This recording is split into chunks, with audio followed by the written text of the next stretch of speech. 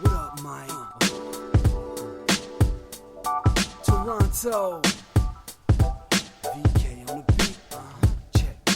I'm in Toronto where you wanna get the city love. I'm from Toronto where you wanna get the city love. I'm in Toronto like we wanna get the city love. My city love me back for my city love. I'm in Toronto where you wanna Welcome to episode 1610. 1610 of Toronto Mic'd. Proudly brought to you by Great Lakes Brewery, a fiercely independent craft brewery who believes in supporting communities, good times, and brewing amazing beer. Order online for free, local, home delivery in the GTA. Palma Pasta. Enjoy the taste of fresh, homemade Italian pasta and entrees from Palma Pasta in Mississauga and Oakville. RecycleMyElectronics.ca. Committing to our planet's future means properly recycling our electronics of the past. And Ridley Funeral Home. Pillars of the community since 1921. Joining me today for this first episode of 2025. Happy New Year! Happy New Year! It's the Toronto Stars, Ed Keenan. Hey. How has your, Christmas time? 2025 so far, so good. I'm basically starting it here. So, but yeah, the holidays have also been good. Like, did you work this week, or did you get some time off like everybody else? I took last week off around Christmas. So Christmas and I've Boxing lost Day track. Like, was Christmas are last stat week? holidays, yeah, they were last week. Yeah. Midweek, and I took the entire week off, and then I worked a couple days this week. I had yesterday off for the New Year's Day holiday, Right. and now I am back hard at work here. Well, this is working. I came right? from work, and now I'm here. So and were I you will working return to remotely work. today, or were you at the well? I was or where- working remotely. So we did Toronto Star office for people who don't know by any chance. It used to be at One Yonge for years and years, the Toronto Star building here.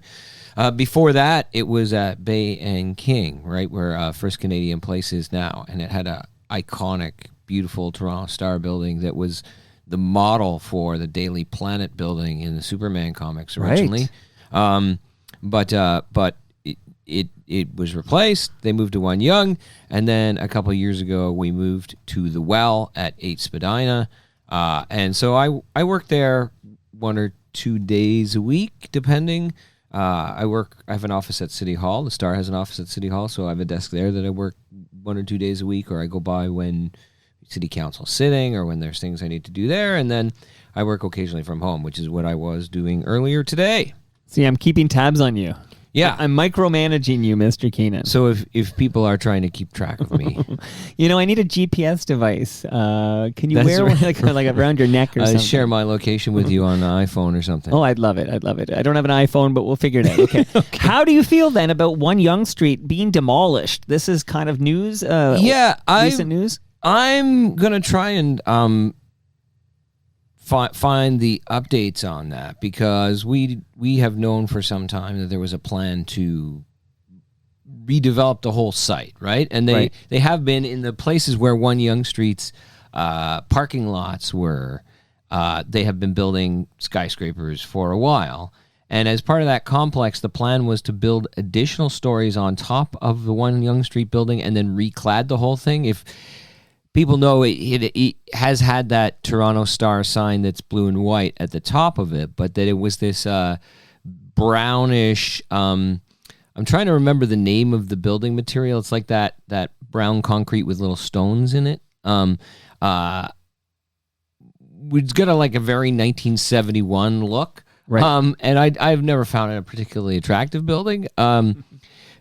So I'm not sure. I know there's a demolition permit, and I'm not sure if that's to actually. You may have read further updates since I read the initial stories about it, that the demolition permit had been issued, and so it looked like the building was going to come down and be replaced. But it was unclear to me explicitly whether that demolition permit was to allow for partial demolition. So I think it's toast. I think that thing's just being raised. But I will say, when the Star moved on, a lot of people who worked in the newsroom there, including people who worked there for decades, felt nostalgia and attachment to the history,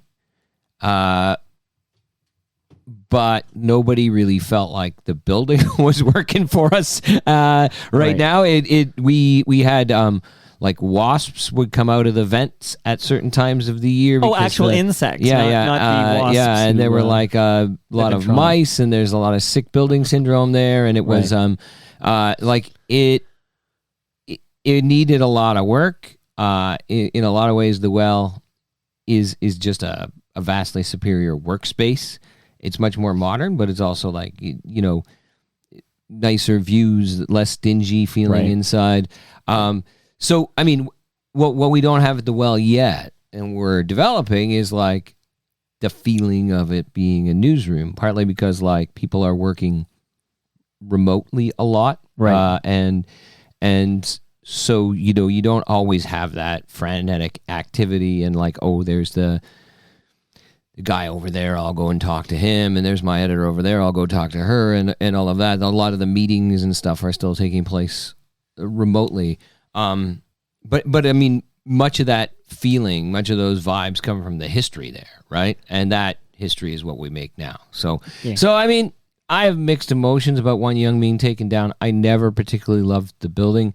I almost never drove there. I almost always took public transit, and is not like the walk down from Union Station has gotten somewhat more interesting in the past 15 years, but is still kind of like in the winter when it's windswept. It's whoo. All right, good riddance. Now I'm going to explain why I have You're holding brick. I'm holding a brick because material, so this is all going to tie together nicely, as it typically does when you visit every quarter. By the way. So somebody who moved to Japan, actually, but was living right beside the Galleria Mall when they were demolishing part of the Galleria Mall, went out to grab me a brick. And then I realized, I don't need the Galleria Mall. I actually just need a brick. So maybe you guys all get like here, you can hold it if you want. This is a brick from the Galleria Mall. Yeah, that's from the Galleria Mall. Is this a floor tile from the Galleria Mall? I don't know. He just said this. He delivered it and told me he rescued this from the Galleria Mall. This shade of red, like bricky red, but it's got like a kind of tile dimensions. But I think, like, here's the thing: is that the exterior walls of the Galleria Mall, but this is not from the exterior. I don't think probably it's from like the interior. More brown. But yeah, the walls and the floor both had that kind of like 70s brown. Yeah. Kind of like One Young Street, actually. But so really, you need a brick. But I have a very fond memories of Galleria Mall, too. Have we discussed this before? Remind me of your My fantastic dad memory. worked there. Okay, I don't think we have discussed When that. I was a kid, he was store manager for the Towers department store chain. Was an anchor at that Galleria Mall before it became a Zellers. So originally, we lived in Riverdale, and he would walk to work at Towers Riverdale, which he grew up in Riverdale, and that's why he got a job there, and he was still working there. And then they moved him. They actually he would apprehend shoplifters, and then they would follow him home and know where he lived. So then they moved him to a different part of the city on purpose. Smart. So he worked for a long time when I was a kid at Galleria Mall, and my brother and I would go participate in the Towers fashion shows there for back to school. Oh, and I stuff. have seen these images because Mark Weisblatt emails them to me every week. Mike Bullard got a hold of them at some point, and used to refer to me as like male model. And I would say like, well, no, I was kind of a child model, I guess, in But your dad worked there. But my dad worked there. That's how you got, you weren't there for your good looks. Okay, but Mike Bullard, shout out to Ridley Funeral Home. Mm-hmm. Yeah. Since your last visit, he has passed on. He has passed on. Okay, so you need a brick up from One Young Street. I just want to say hello to brand new FOTM, one of the many talented people you work with at the Toronto Star, Doug Broad. Oh, yeah. Drop by. He wrote a book about the guy who started the Church of Satan, and he came by and we had a late night chat about it. It was very spooky. It was very interesting, and I would just like you to welcome Doug Broad to the fraternity. I will, and if I see him around the well, I will welcome him even more in person. But so now, I don't know if people know this, if it escaped their notice. It was like a lot of talk at the press gallery Christmas party where all the politicians and their staff come. About I think Cam City Gordon might have Council been there. Okay. declared Yeah. December Christian Heritage Month. Oh, good. We need. I don't know if that. anybody got that, but it was a big deal at the. That's like a white at pride the parade. thing. Right? That's what I was saying. It has very like Or straight white pride parade. pride, White Yeah. History Month, or straight pride parade Yeah. vibes to it, right? Like, I don't want anything to do with it because it's like no, like. But we I- need these special months for the oppressed. Councillor Nick Mantis proposed this. It was like a private member's motion that December should be. And then there were some speeches about, how Christianity needs to be like shown a little respect after all this time. And Lily Chang, I'm pretty sure, made a very emotional speech about how what Christianity means to her and how important it is to her. And so despite the objections of some members of council, notably Gord Perks, who shared, I think, your and my sentiment. Well, that it makes me feel icky to think we're going to have a Christian Pride Month or whatever. The thing is that the way it is observed, the month of December is already kind of a Christian heritage Right. month. Yeah, you got Hanukkah in there and Kwanzaa and whatnot, but it's really like the month of Christmas. Right. Which the birth of Jesus Right. is like He's a big deal in already Christianity. The biggest, yeah. So it's related, right? But Right. so anyhow, they declared December Christian Heritage Month. But my colleague and fellow FOTM, I'm pretty sure David Ryder, Oh, yeah, absolutely. had been saying, and maybe we should talk to Doug about this, is that like. Really, you're opening the door here because if you got Christian Heritage Month, the Church of Satan is going to come along and say we need to have like Satanic would love it. Heritage Month. Like, True that. And a quick Doug fun fact is I'm told he is the one who decided, if you see that picture behind you. All right. So that was, I don't know, a few years ago now, but I was. that picture behind me is of Mike on the front of the Together section of the Toronto Star. Doug tells me this was pitched to him by a young Gilles LeBlanc, and Doug said that's a great idea, and that's the reason that got published was Doug giving the thumbs up to the Toronto Mike cover story. That was a part of his long game to get on the show, It worked. and it finally paid off. It worked. He got himself his Palma pasta. He got himself his Great Lakes beer. He's now in FOTM. All about it's like a big scheme to get past. No, he seemed like a bright guy. Pretty bright for an American, right? So on that note, you were there January 6th for the insurrection. I will remind the listenership, you didn't participate, okay? You weren't wearing a big That's right. mask and you weren't, in there smoking in some congressperson's chair or whatever. But you were there because you worked for the Toronto Star and you were stationed near DC. I was in Washington, D.C., Yeah, I know. Yeah, thereabouts. And then you were there, so you were covering that. And I'm just wondering for your thoughts, considering since your last visit, there was an election in the United States of America, and I'm told Donald J. Trump, he won again. Is that true or false? He did.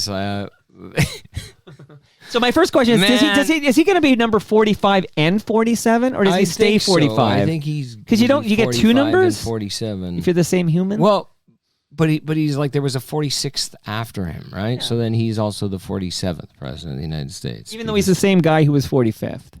Just food for thought. You can give me your thoughts. Well, now, I but mean food for that's thought. the thing. Is kind of like if I was the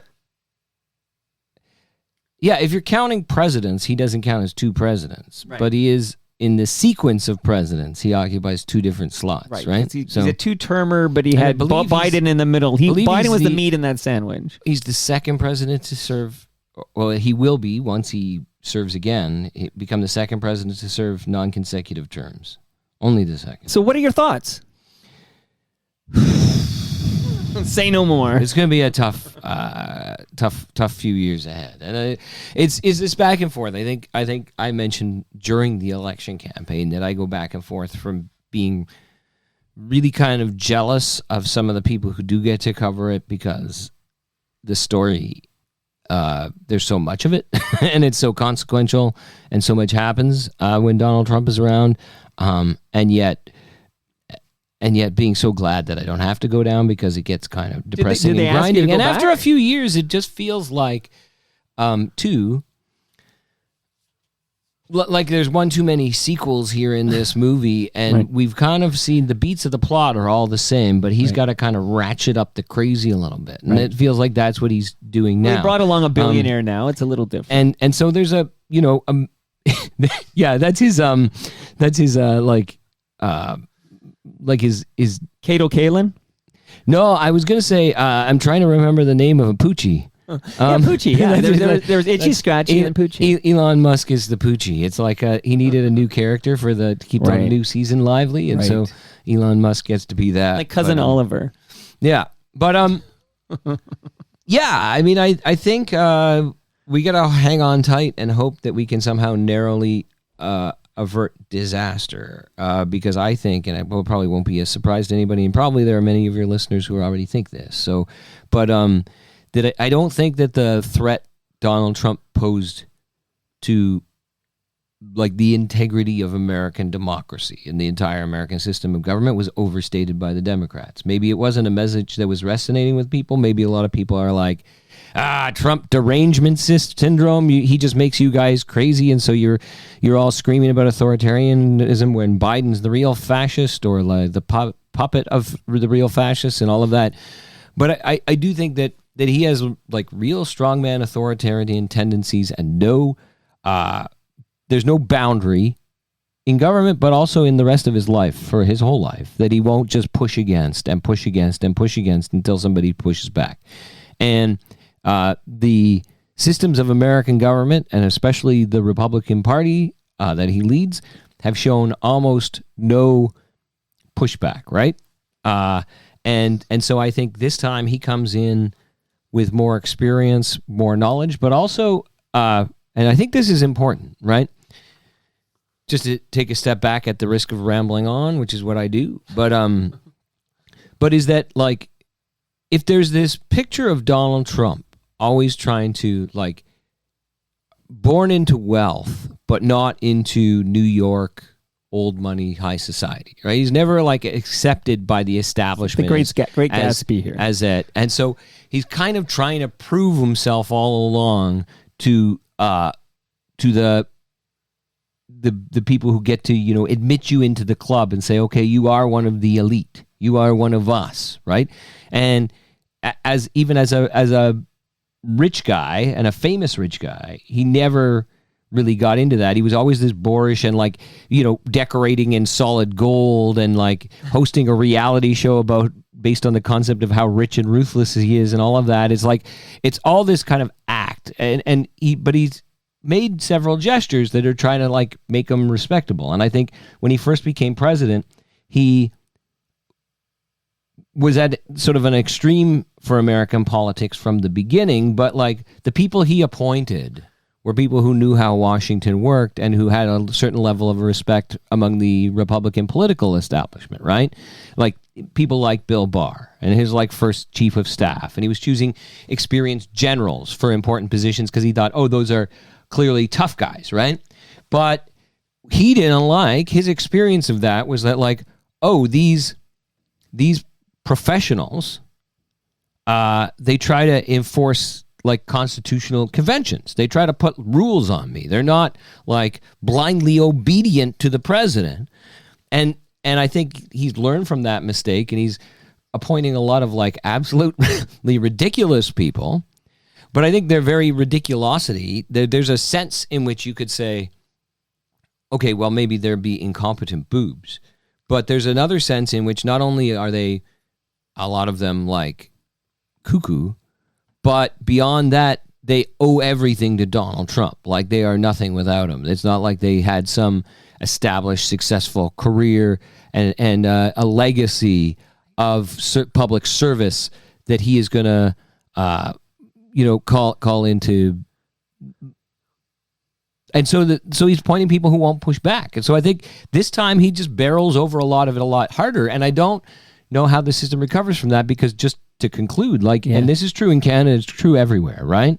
Like most of the guardrails and constitutional rules of our whole society exist like basically because we agree they exist, right? There's no police department who comes and says, "Oh, you can't overstep your constitutional bounds." Like, and if the Supreme Court decides on, if you like appoint, even Supreme Court decisions are basically upheld by our collective respect for the court, right? And to the extent that the U.S. Supreme Court has lost a lot of its integrity because of the way the appointments were rigged up, and the partisan nature of their decisions recently, even still, like even there, the only thing keeping the president from overrunning that is the president's own sense of respect for the Constitution and shame and the order of government.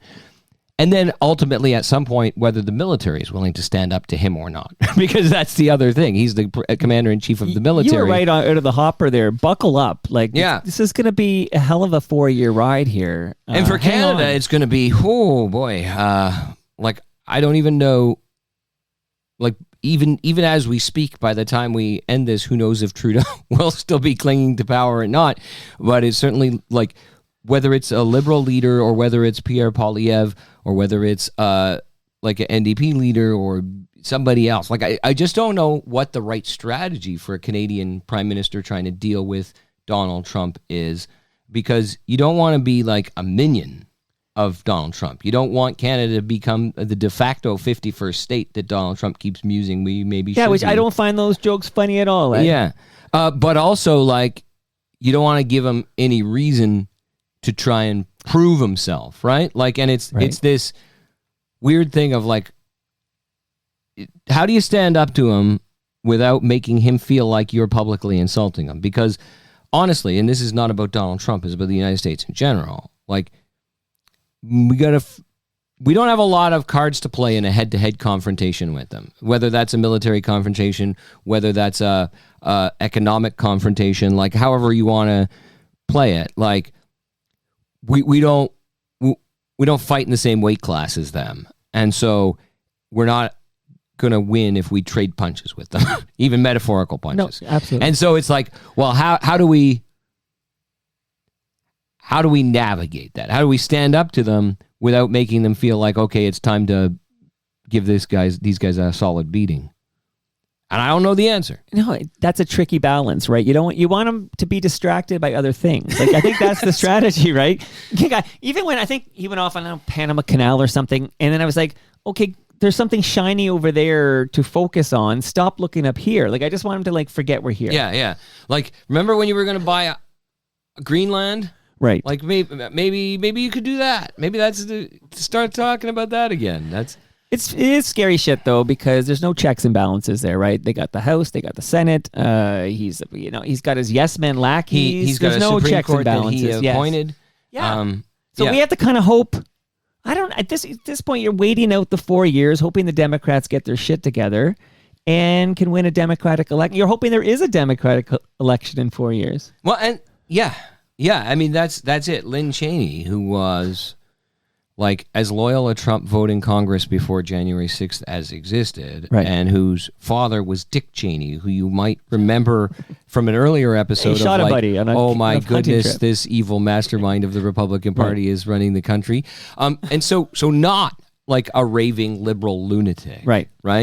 But Liz Cheney was saying with a straight face that she worried that if Donald Trump was reelected, it might be the last election or the last legitimate election in American history. And you know, so you do worry about that, and what's much more likely than that he declares himself dictator for life and there are no more elections is the kind of like soft, like democracy in name only authoritarianism that we've started to like see Putin. in other countries, like Putin, like in Turkey, where the elections are kind of increasingly rigged.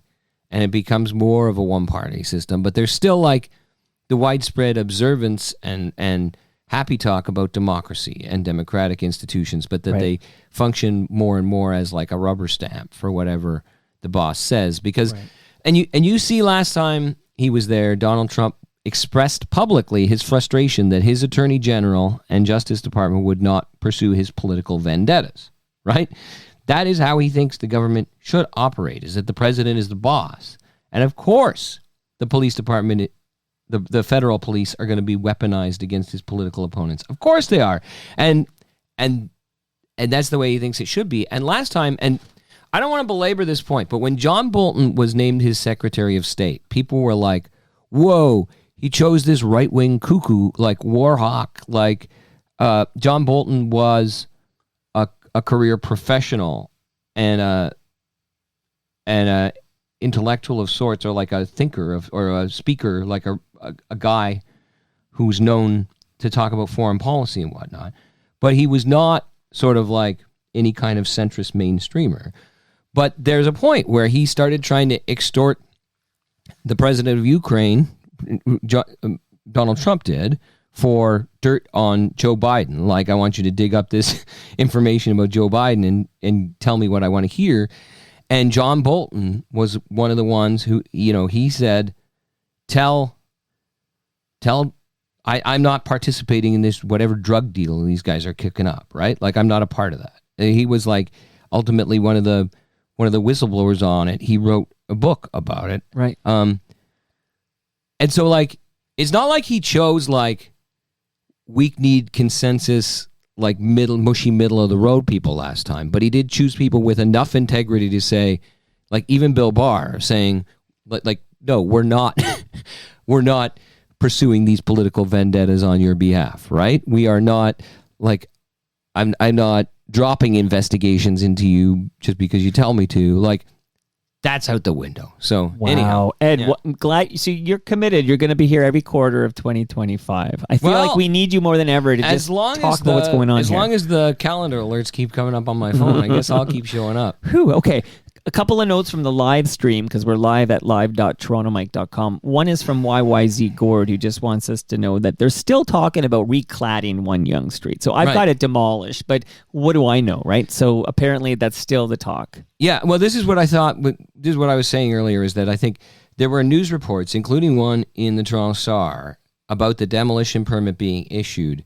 And I just read them the day that they came out. Right. But it was like, I guess they're tearing it down now, was the gist of those news reports. Right, that's what confused me.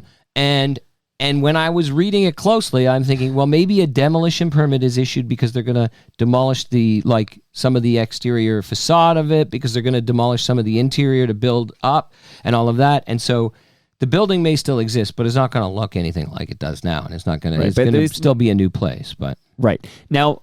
Back to the Trump thing just for a moment, since we're all hoping he doesn't, come and take us, because who's going to stop him, right? I'll be at the border with going to be like Red my Dawn. hockey stick. Yeah, yeah. Because I had a hockey stick and a hockey mask, and I was ready to go, but I don't know. I see you got it. You got it hanging up here. I'm it's ready. Like Jacques Plant I am ready, / Jason mask, which will just scare them away. All right, Canadians, I'll be broadcasting to Canada their orders. Okay, grab your hockey stick, go to the border. We're going to defend this place. Moose Grumpy wants to know, what are your thoughts on world support? Like, right now we're all like, oh, he's joking, right? And like, we're all just kind of hoping these are just bad jokes. But at some point, what would the world do to support Canada?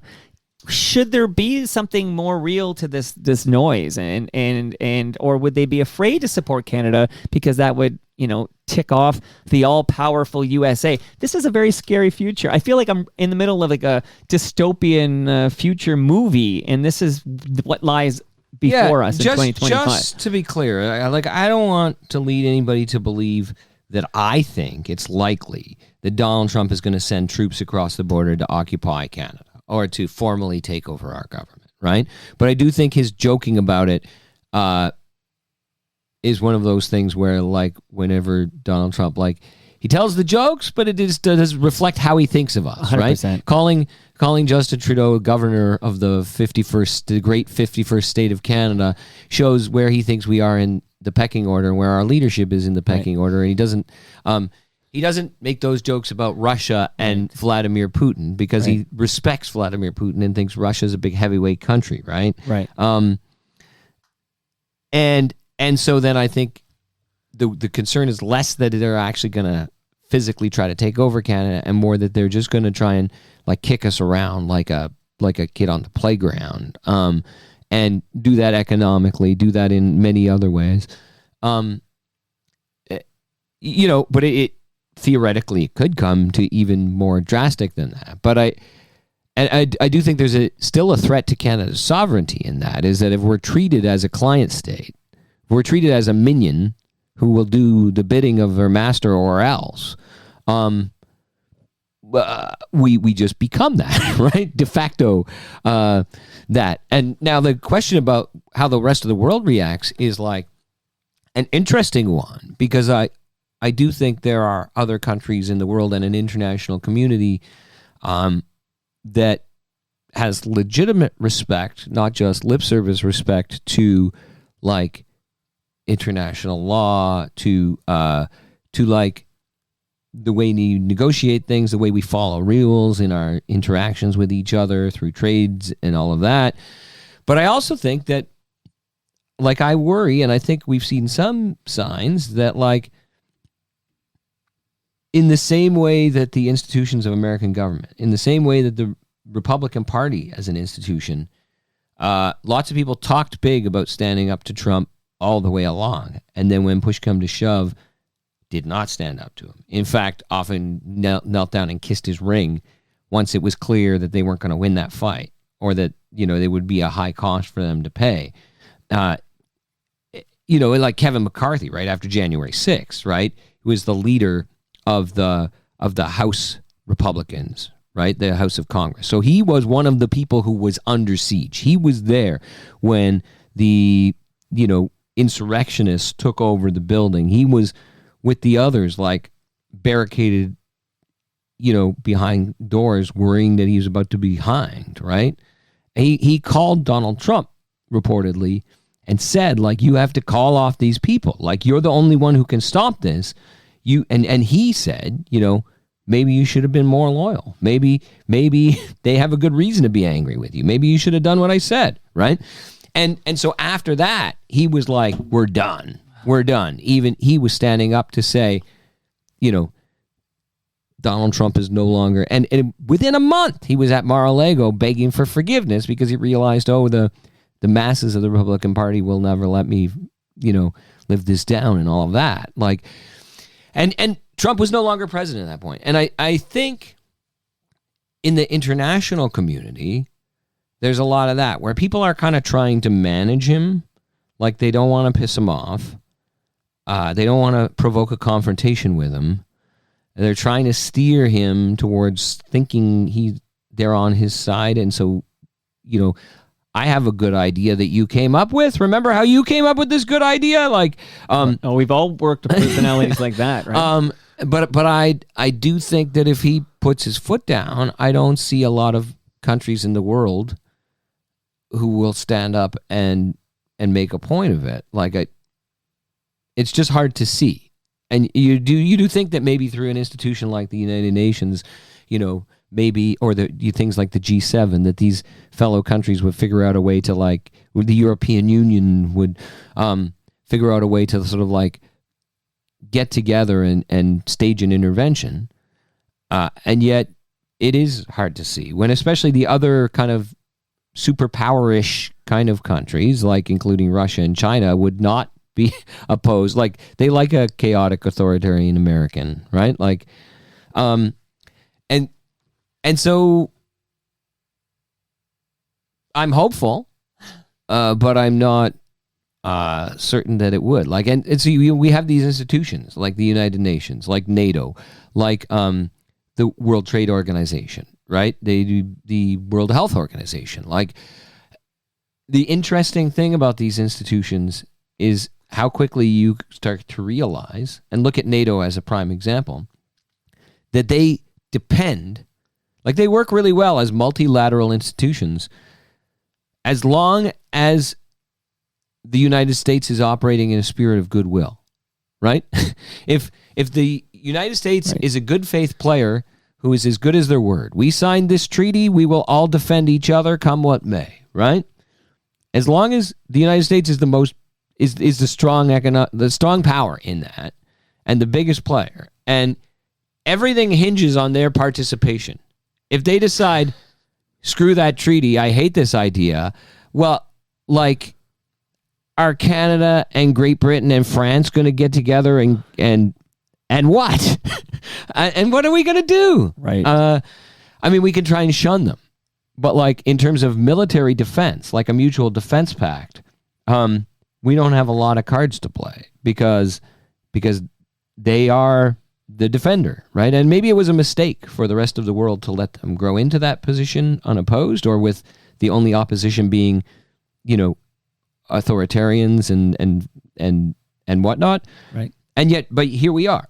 And so Trump is not wrong that Canada should be spending more on its defense, right? When he talks about NATO dues and stuff, you get the impression that there's a protection racket where we're paying money to the United States.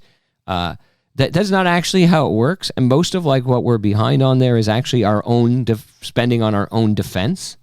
Like the Canadian defense budget is a very low part of our GDP, right? Which means we're not all that useful to our allies when they get attacked, and we say, okay, we're going to help defend you. Like, we don't have a lot of firepower to send over. We don't have a lot of soldiers and technology to send over, and so the U.S. has to pick up the slack. And so Trump didn't originate this complaint. Barack Obama used to make the same complaint. Presidents before him of both parties made the same complaint. Canada needs, and other NATO members need to pull their weight in this organization.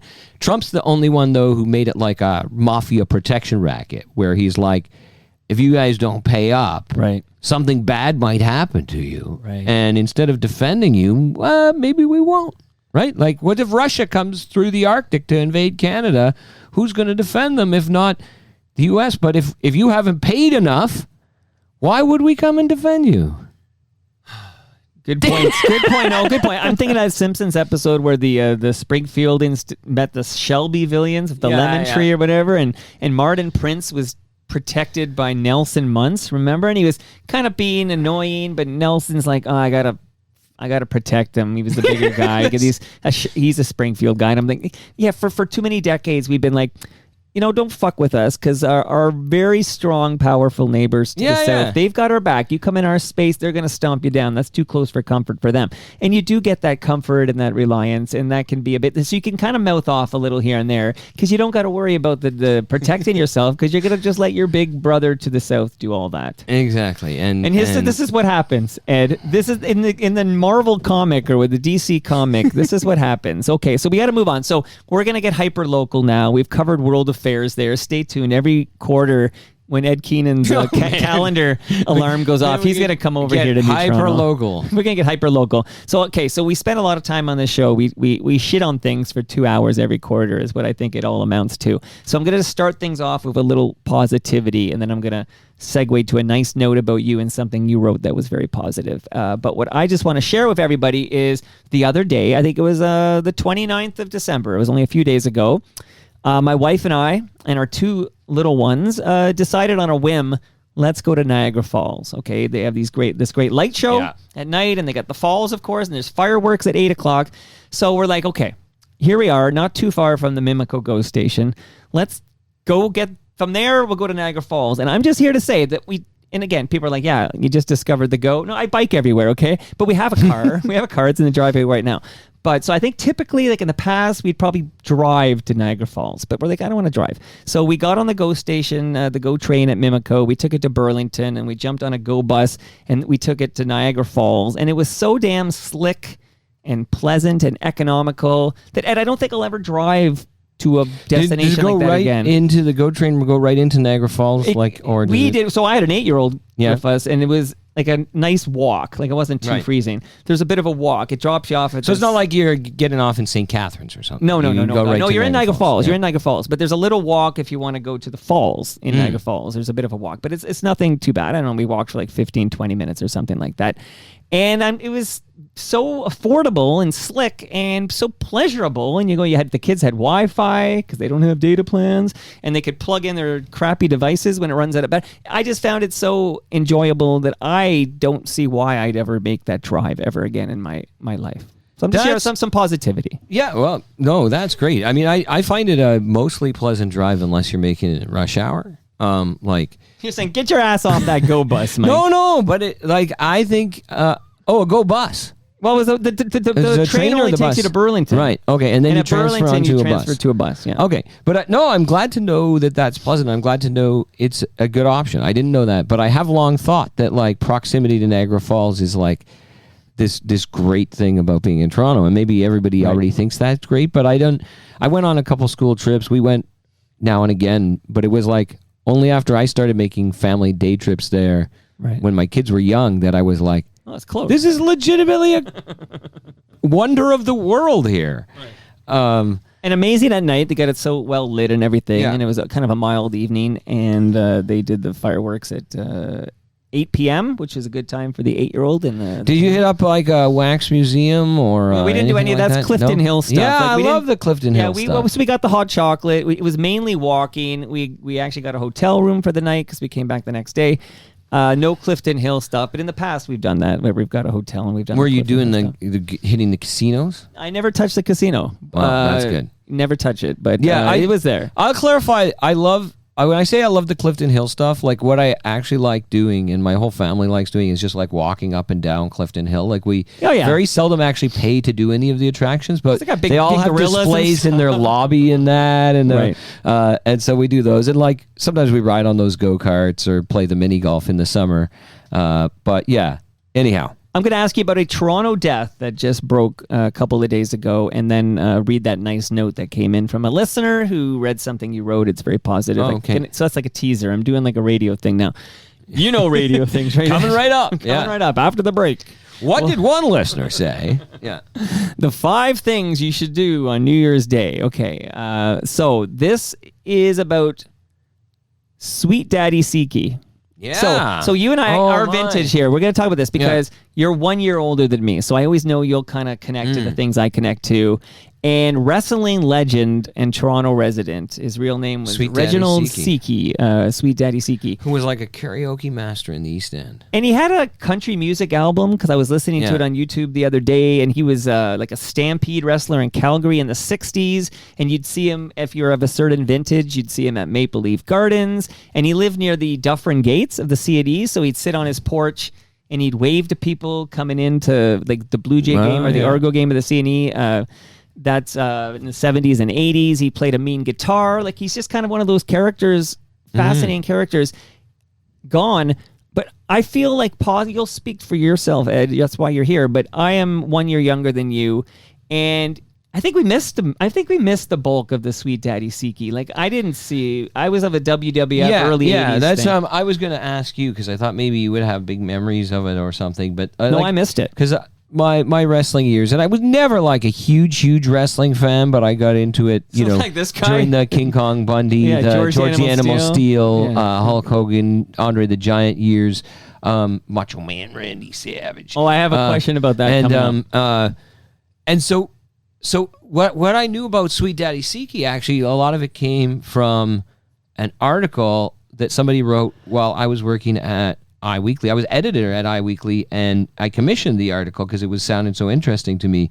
And it was like this former professional wrestler who you can now see at, like, I think at the time it was like the Duke of Earl pub in the East End or whatever, running karaoke nights every once a week. But it was like a fascinating profile of him, and I got so into it. But I was going to ask, like, was he on All-Star Wrestling? Was he like where would, because I didn't go see live wrestling at Maple Leaf Gardens. I did, but I saw it in that era you're talking about with Andre the Giant and Big John Studd, and you mentioned Macho Man. So I don't know what promotion he was gone by then. Yeah. He was gone by then, but he did train guys like guys that came after my era, but I know of because they're famous. The Edge.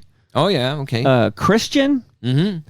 He got his own month in December. Right, that's Heritage Month in December. So he was like training some big names from more recent history, but he was a legend in like the 60s and 70s. But I think if you're our age, you missed the Sweet Daddy sweet spots. So I'm just remembering a lot of people just like 10, 15 years older than me are talking about this guy and their memories of this guy, and I feel like we just missed it. Yeah.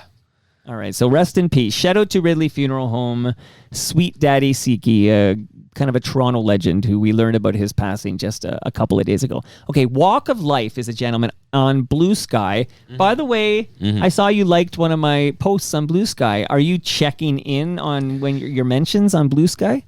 Yeah. The plan is to do that much more frequently than I have been. I'm watching you, We've Ed. had the holidays and all of that. So, if anybody's just catching up, I used to use Twitter a lot, and I was and then I was more of using it as a reader because I was finding the level of engagement I was getting with my own tweets was more noise than signal. And the fights I was getting into were affecting. Oh, there's my a lot of mental people health picking a with, fight on random strangers and all of that. Yeah. And then after a while, I was just So the account is still there, but I haven't even opened the app to see if in months, right? So but then you when open Blue it all, Sky, when everybody go made ahead. the Great Blue Sky migration, Right. I went and signed up for an account, and I spent a couple days. I skeeted or whatever you want to call it a couple times, but I also was finding it useful and fun to read along, and the Leafs people I followed there were there, and during games, if I'm just at home watching by myself, it's like sitting in a bar. You get to hear other people's commentary. And it's a lot of what I used to like about Twitter is here, right? And so I'll use that more often. And then it kind of got busy around the holidays and that, and I just haven't really opened it. But I actually opened it to check if you had promoted this. Well, just because I don't like to break our I'm superstitious about actually confirming? texting you hey, to say, hey, are we on? still on? Because it's there in my calendar, and I assume if it's a problem, it will disappear from my calendar. But I also just so yesterday I saw that and I liked it. And you went, phew. But people can still on the find me agenda. there. They can, message me there. And as it stands now, I'm not a daily power user, but I think I'm going to start using it more in the way I used to use Twitter, which is to share my own thoughts. Well, we need you there, Ed. I'm enjoying it, but there, also but I to need you follow there. along other people's, because what I miss most about Twitter, and this was what made it absolutely necessary when I was in the U.S. covering the U.S. government, but also before that was super valuable in Toronto, is that journalists will make the mistake of thinking that social media represents popular public opinion and all of that. Right. But what it is very useful for, it's not. Right? It's not a stand-in for the average person on the street. But what it is useful for is that all these average people on the street and also powerful people are sharing real-time thoughts and images and reports of what's happening where they are. And I used to love that in Toronto. Is you keep tracks on all these things. And as a journalist, what I would often see is that somebody would say something was happening somewhere, and then I would do more investigation. I would either go there, or I would phone the people involved, or I would and just get ideas and keep tabs on what's happening, right? And keep track of multiple meetings or things that are Matt Elliott is a essential source of coverage of Toronto City Council meetings, because he's just live tweeting through it. He has every vote there. He has every whatever there. So it's that's what I love most in my work was most valuable about Twitter, and I'm hoping that kind of community and that kind of responsiveness is emerging on Blue Sky, and it'll be valuable to me that way, and also I can contribute to that value for other people. So we'll see. Well, I think it is. The Keenan Wire, everybody, and then follow at torontomike.com. I got the domain name, so it's the real me, okay? Except no substitutes. So follow at torontomike.com and follow the Keenan Wire. Andrew Ward, before I read the Walk of Life's note, I've teased it 4 times now. I'm going to just tease it the whole freaking episode. I'm never going to read it. But Andrew Ward wants to know if you would please do another Randy Macho Man Savage.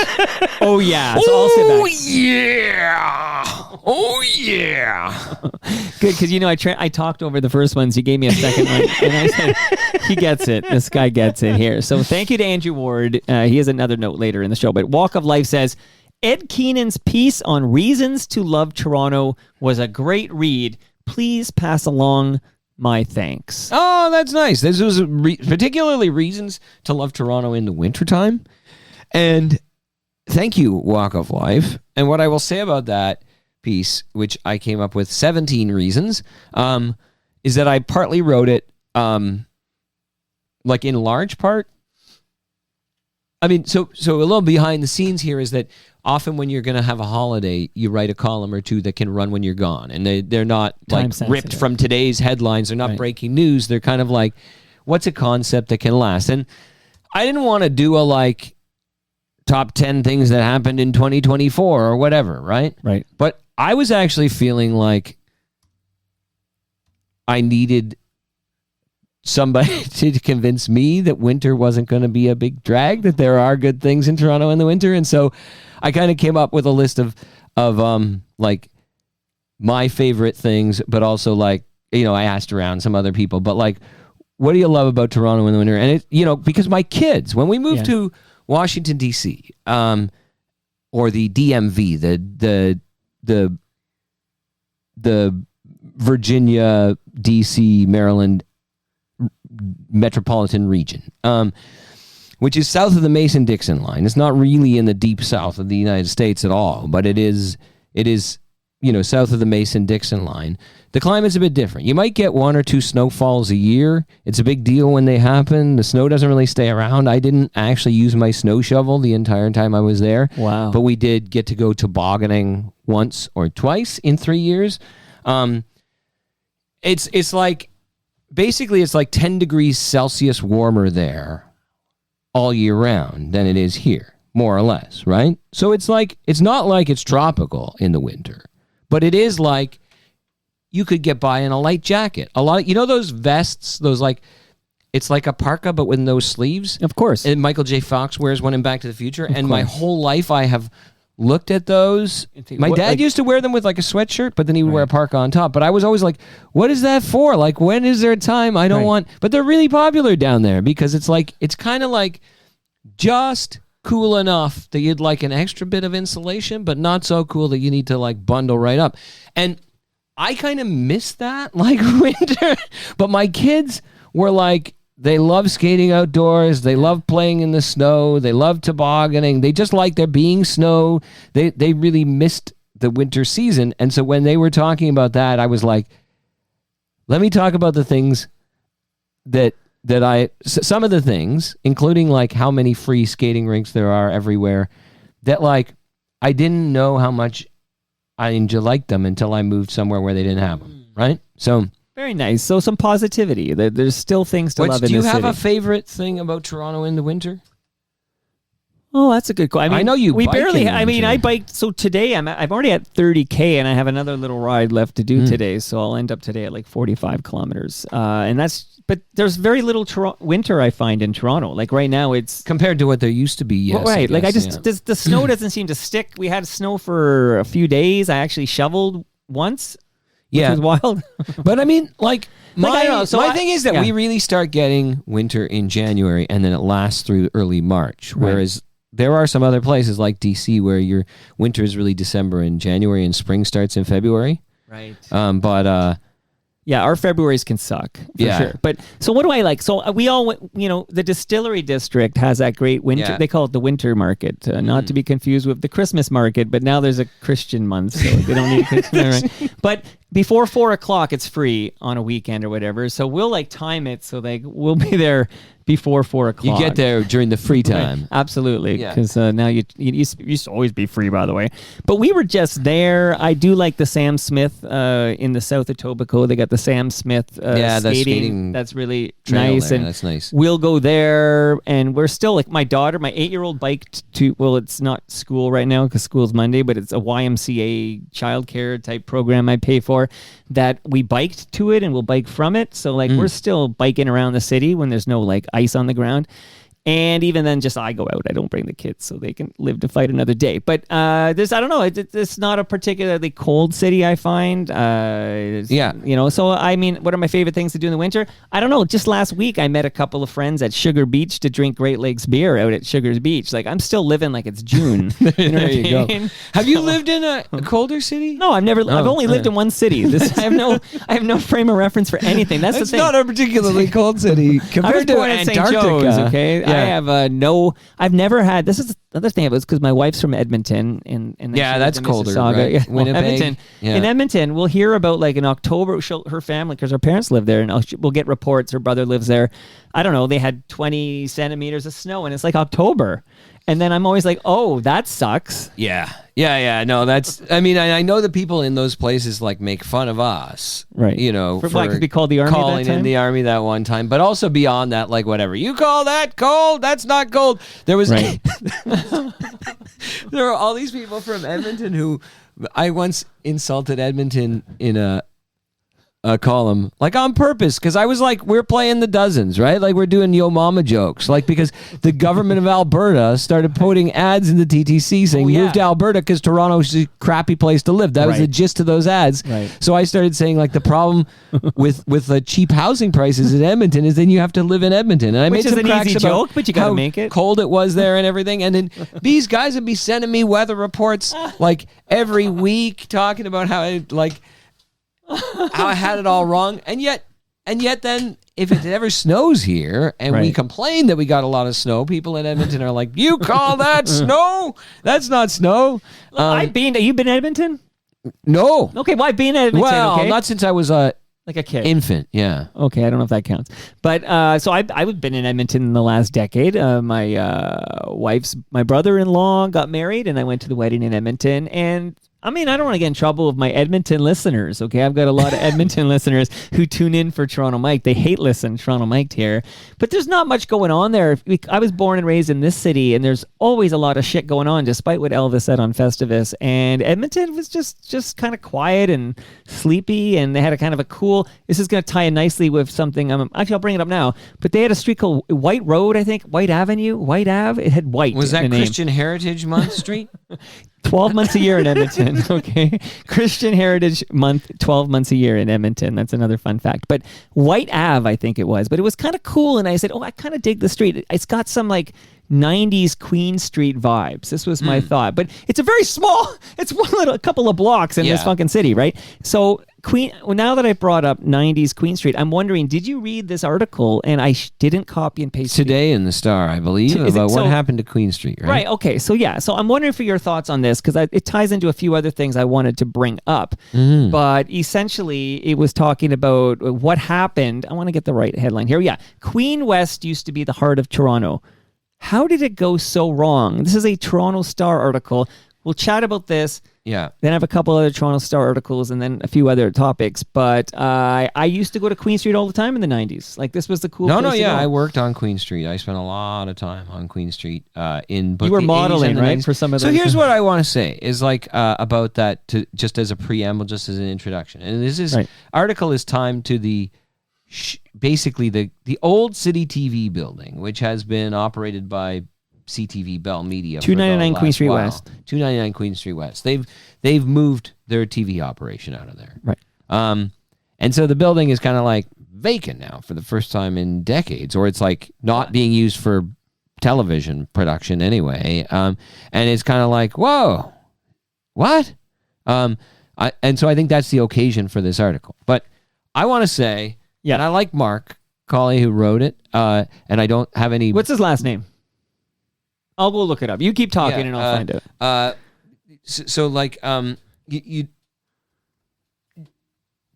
but so when I was a student at Toronto Metropolitan University, which was then called Ryerson, and I worked at the student newspaper, somebody wrote an op-ed at the time. Mark Colley, yeah. Colley, right. Yeah. Okay. Somebody wrote an op-ed for the Eye Opener must have been 1993, saying, what the hell happened to Queen Street? It used to be so cool, and now there's a Le Chateau and a Club Monaco, and it's like H&M. It's like a mall now. It's not cool at all. Right. And guess what? People still continued finding it cool well into the 2000s, and I'm sure my 16-year-old daughter doesn't go there like to hang out. It's not the epicenter the way it maybe used to be. But she still goes down there because some of the coolest shops are still on Queen Street, right? Like the places where you want to... They literally line up to go in and buy a sweatshirt. So, but, there's still some stuff there. And obviously the Cameron House and the Horseshoe are still there and whatnot. But it used to be the place, right? And I think over time... stuff moved west because it's following real estate prices. Yeah, the Ossington maybe, and out to the first. It was like Queen West, and then up Ossington, Dundas, and whatnot. And I think that's just the nature of kind of how cities gentrify to some extent. But yeah, like the Black Bull closing, which I think you and I talked about after I wrote about it. Yeah, like that to me was one of those. Not even like what happened to Queen West, but really like, okay, this is a milestone in the evolution of this as an entertainment street, right?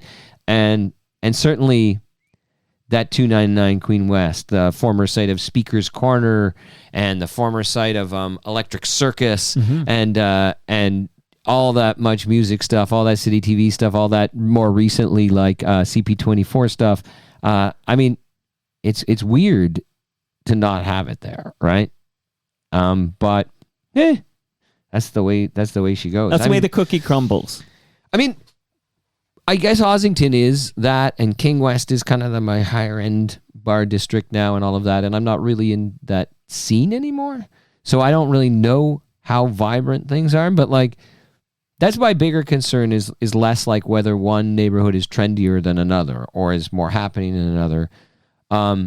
I do want to say goodbye to the treasured landmarks, but at the same time, like, my bigger concern is like if they're being replaced by something else. Do the people who want to go out and do all those things that we used to do on Queen Street West, do they have a place to go and do that now? Because, and this is something my friends and I have been talking about, like people in their 40s and 50s who used to be sort of like into the nightlife and the art scene and the like really into the Toronto, like the music scene, the visual art scene, the club scene and all of that. And some of these people just on social media, there's chatter just kind of about how, oh boy, aren't we getting old that we don't do that? But also I just miss the sense of community. But is, now that everybody's been forced by expensive rents either to move to Hamilton or somewhere else and disperse out all over the place, you don't have like everybody living in abandoned warehouses out in Parkdale anymore. 100%. You don't have people, you don't have galleries renting cheap storefronts all along Queen West. You don't like the art community seems to have dissipated and lost a lot of energy just the because artists nobody can't can afford to live the in rent. the city, Yeah. and the store, the cool boutique shops or whatever can't afford the rent that's way higher proportionally. So you got all that going on. In the meantime, I always look back, what happened like from the 90s? Like, what is the big change? Oh yeah, the internet, right? So the internet, you could literally point to the internet. There's communities online now. Like literally, there's that same community is talking right now on Facebook or whatever, wherever the heck they're meeting. Probably not Facebook. But well, no, that same community is. Yeah, the 40, 50-year-olds, I noticed that there's definitely, the boomers are all on the Facebook, I've noticed, which is why my kids want nothing to do with it. But, okay, so they're all meeting online regardless. But there's another thing, too, that's worth noticing. Like we also, 299 Queen Street, I mean, no one more than this show celebrates 299 Queen Street. I had Retro Ontario on for a 40th anniversary of Much Music retrospective, and it was freaking amazing. That was just this past quarter, because Much Music turned 40. But there is no Much Music today. But at the time, if a big artist, a big musician were coming to town, they would make their way to 299 Queen. There would be close the street for, I don't know, Much Music Video Awards, and it depends who was dropping by. You had Steve Anthony throwing the Christmas tree out of the window at 299. You had Speaker's Corner, as you mentioned. Like, you could watch things happening. Like, this was a big deal. But Much Music's been gone a very, very long time. Like, Much Music's been dead for a long time. So I think the internet killed Much Music, as it completely changed. Streaming everything. of videos and music on demand. Right, like, so the internet is why this Queen West, which may have had this cooler vibe back in the 90s, for sure. But again, I had a cooler vibe in the 90s. But also like live music venues are struggling, and partly that's the internet as well. It's rents and all of that. But it's also, like, this is the thing, is that today's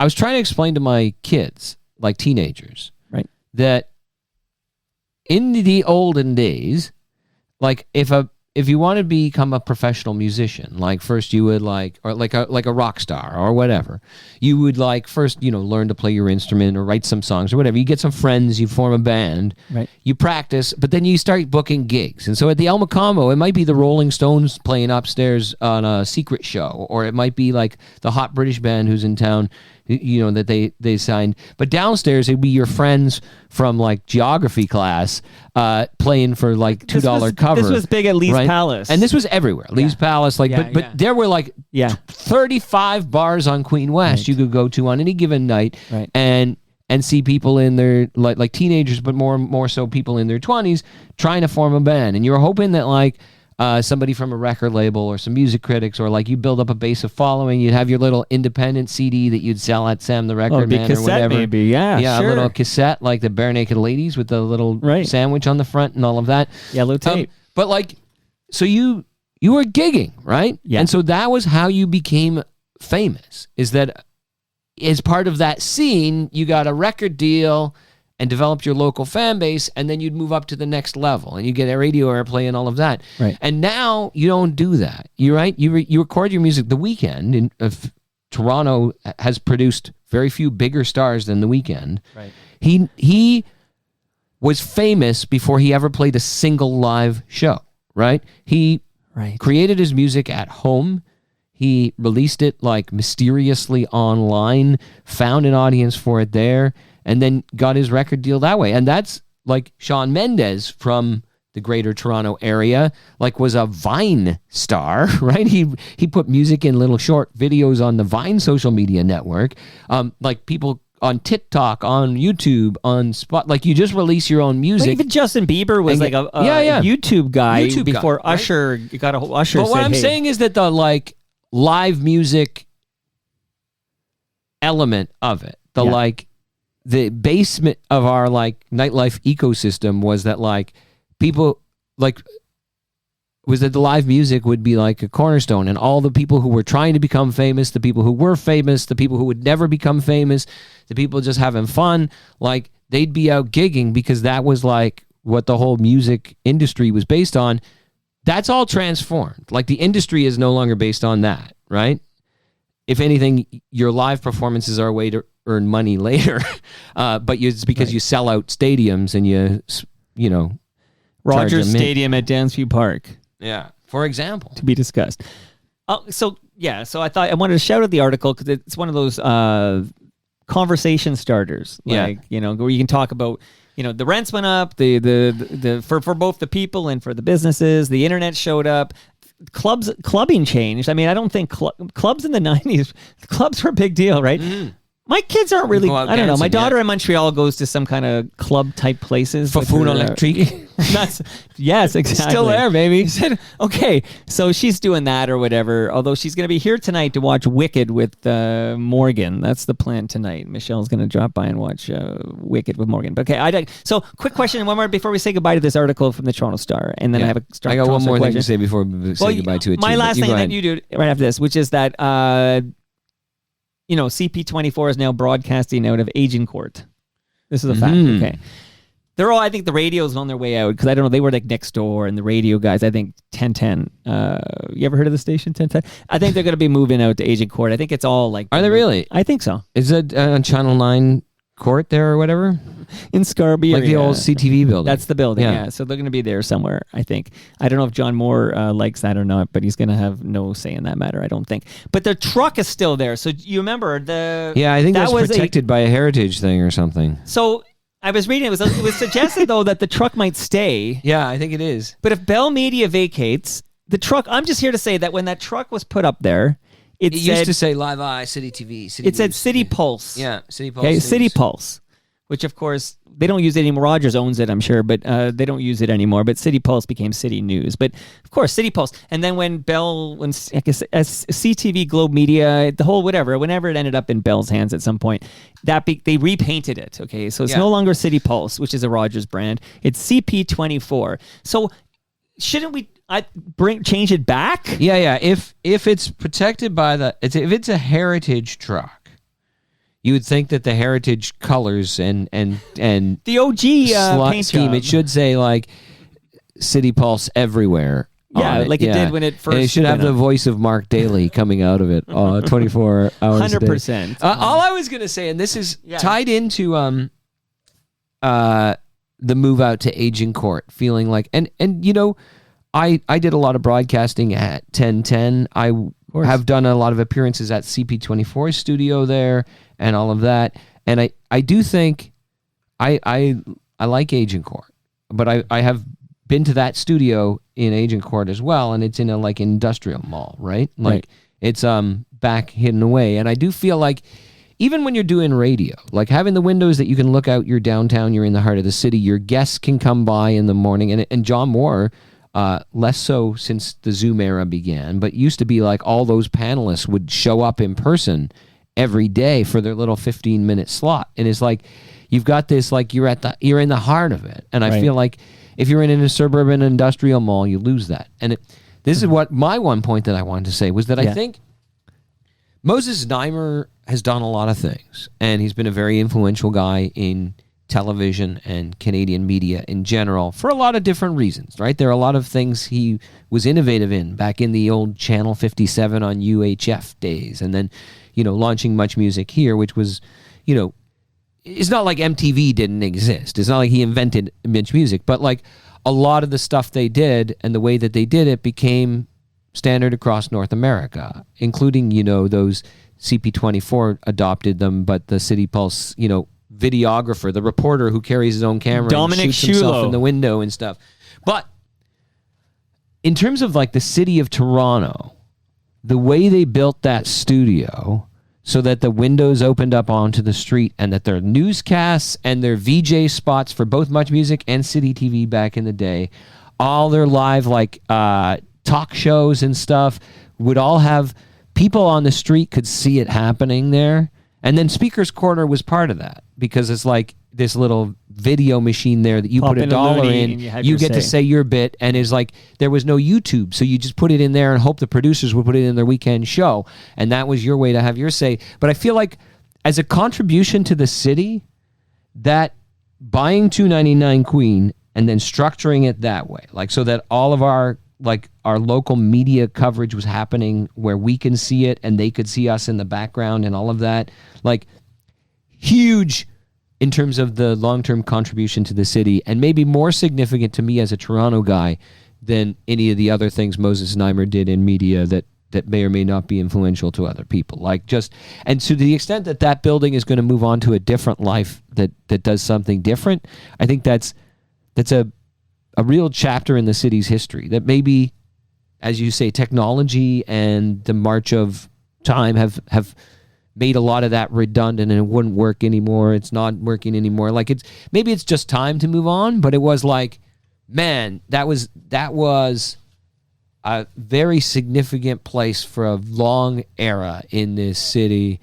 And, you know, we have Moses to thank for that initially, but it is kind of sad to see the passing of it.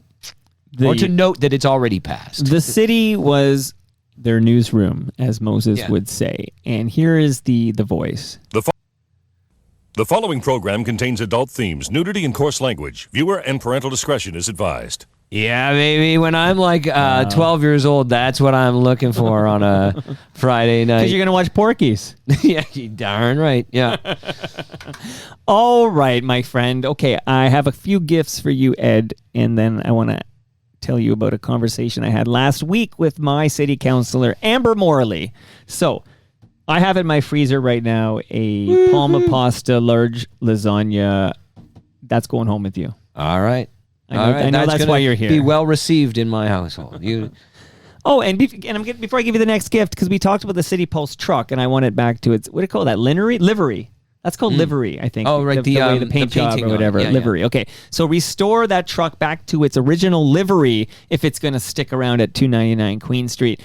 Quickly, though, Honest Ed's, that's Bathurst and Bloor, so we're off Queen Street for this one. But 7 years later, the sign is in pieces in a warehouse in Aurelia. And although official Toronto historian of the Toronto Mike podcast, Jeremy Hopkin, tells me he had a conversation this past summer with Jacob Mervish, and he was assured that one of the two large Honest Ed signs was still being restored, but that was the plan. I'm just saying, don't take your eye off this. If we give a shit, and you know Toronto loves its freaking signs, right? These signs are we're way past the COVID pandemic right now, and we haven't seen these signs. So I don't know what the plan is. My understanding is that Honest Ed sign, one of the two big ones, is not going back up at Bloor and Bathurst where Honest Ed's used to be. It's going to go on the back of the Ed Mirvish Theatre, the Ed Purvish CAA Theatre, whatever it's called, the old Pantages Theatre, which is right near Yonge and Dundas. So the back of it on Victoria Street, which sort of like you can see sideways from Yonge Dundas Square. It's an appropriate place for a tribute to Honest Ed's. His family owns the building. Yeah. He was he helped revive it back. The theater scene is big. It's, so it's good. But let's get on with it. It's been 7 years. What the heck are you doing? So just making sure, that's why we're here, Ed. We don't forget these things. We keep people hold their feet to the fire. Okay, speaking of holding feet to the fire, I invited my counselor, Amber Morley, on because here in South Etobicoke, her ward includes the Bloor bike lane that you get in the South Etobicoke. That's right. Okay, very controversial. So I wanted Amber Morley. I wanted to talk a little bit about 212. Now, if you can do, I don't know if it's possible. We don't want to spend too much time on this. I don't want to upset Alan Zweig, but we do need to discuss 212 in particular. What it's already passed. This is a provincial legislation that we can say goodbye at some point. Maybe when. Two parts of this Bloor bike lane and then the University and Yonge bike lanes, and I use these on the reg. I'm very interested in what's going on with the passing of Bill 212. All right, so I think maybe we were talking about this as a proposed piece of legislation the last time I was here. 100%. But basically this says that if a bike lane is going to be installed on a street that it's going to take away a lane of car traffic, then the province gets to say whether or not it's allowed. And then specifically the province is going to take out sections of the Bloor Street bike lanes, the University Avenue bike lanes, and Yonge Street bike lanes, because the Premier has particular beef with those ones. In Toronto, University, because I think some of his cabinet ministers drive up in there from Brampton and stuff, and so they don't like driving there. But Bloor Street, because they have been very controversial out here. So I had heard that the western section of Bloor, so this is like a thing where there's negotiations taking place between the city and the province and within the provincial government of like what it's worth doing, especially because part of this whole bill is an election stunt for the provincial government. But is the conversations between our civil servants who are experts in these things, or is it with politicians? Well, the politicians are ultimately making the call, but they are talking to the civil servants. And part of it's about logistics, but part of it is also a political decision that they're making about how much, I was going to use that, how much juice you get from the squeeze. Like everybody's saying that now, and it annoyed me the very first time I heard it, and it still annoys me. But that concept is how much value are we going to get for the controversy of this, right? And so how much should we remove? I think the section of the Bloor West bike lanes west of Jane Street, that's phase one. That is coming out. It's a matter of when. And there is some activists filed a lawsuit to try and prevent this from happening, and that may have delayed it, because otherwise they may have come out before Christmas is what I heard. But there's still some talk about it. Now, the section of the Bloor bike lanes that runs, say, through the annex into downtown, it's not clear that those are going to be whether those are going to be removed or not. They may be safe because they're popular with the people who live near there, and they're not nearly so controversial.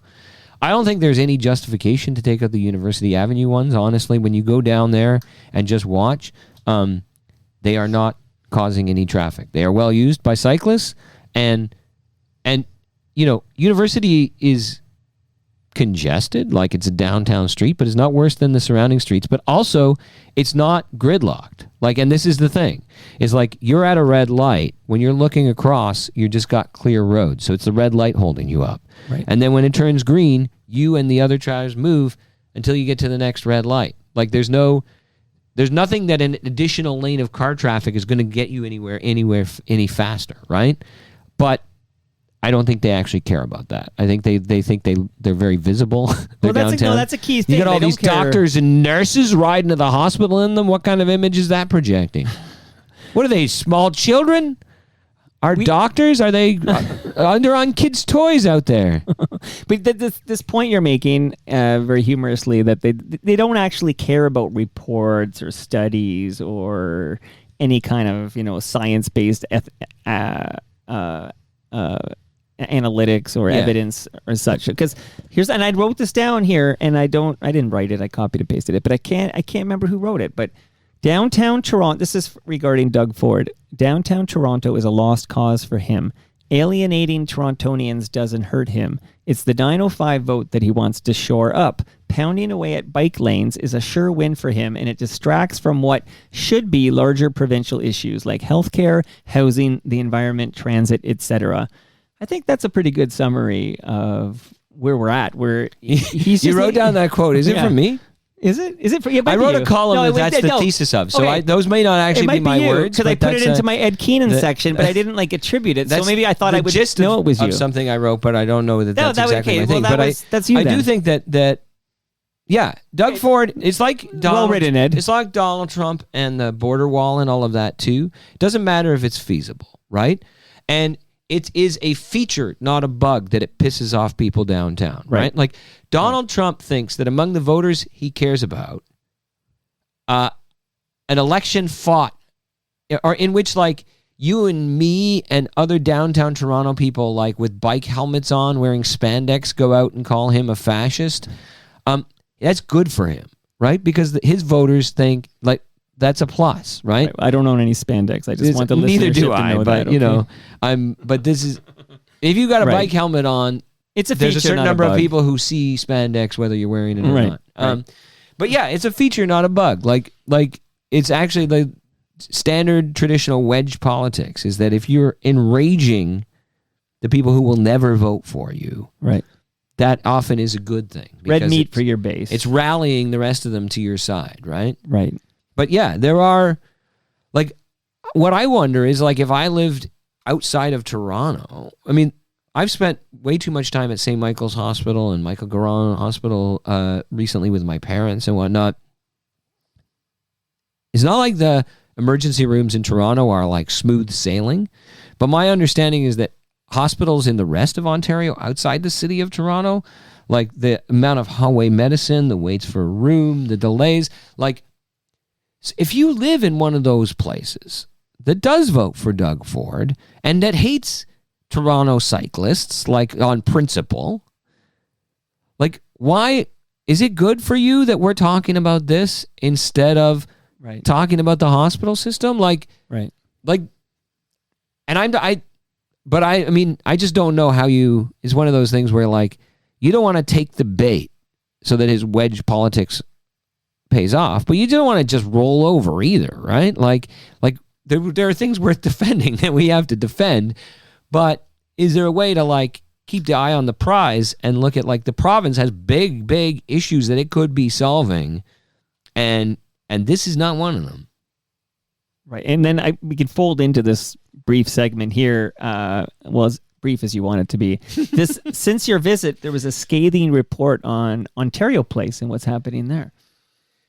Yeah. Are you talking about the Auditor General's report? Yes, right. Yeah. So, I mean... yeah. So, as it turns out, the process by which they decided what to do with Ontario Place and who to award the contract to was not a great process. And people can look that up, the Auditor General's report, and say that, it was conducted in many ways improperly, but quite beyond that too, the whole moving the science center there, this is now going to be more expensive for the province than they thought it was going to be, first of all, and allowing Thermahe to build there is going to cost the province $1 billion or hundreds of millions of dollars, right? Way more than estimated, multiples more than estimated. And part of that is that the cost of retrofitting like some of those old features of Ontario Place to be the new Ontario Science Centre, inadequate though it will be as a science center, is going to be radically more expensive than just fixing the old science center would be, right? This is like one thing that really jumped out to me on that, is that like the whole justification for moving the science center away from the still under construction Ontario Science Centre subway station and moving it down to Ontario Place is that we can't afford to restore the old building. But guess what? The new building is going to cost more than restoring the old building was going to cost. Of course. And in the meantime, as you know, you're in South Etobicoke right now, so I have made a visit in the past month to Sherway Gardens.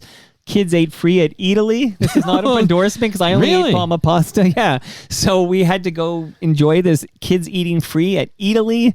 People think I'm saying Italy, but I'm actually saying Italy. But I've said too much because Palma pasta is what we prefer. Of course. But of course, there's the Science Center's like, I just saw it there and I was like, oh, like as a joke, I went on Blue Sky months ago and I made a joke that Ontario Science Center would end up like as a kiosk in the Cloverdale Mall. That was my joke. Close. Really close. It's kiosk-esque in the part of the Sherway Gardens that's the least traveled in my experience of that mall. But anyway, I haven't gone out and seen it yet, but well, it's just kind of a hokey little thing. Yeah, I don't it's know. a little display there, right? So there you go.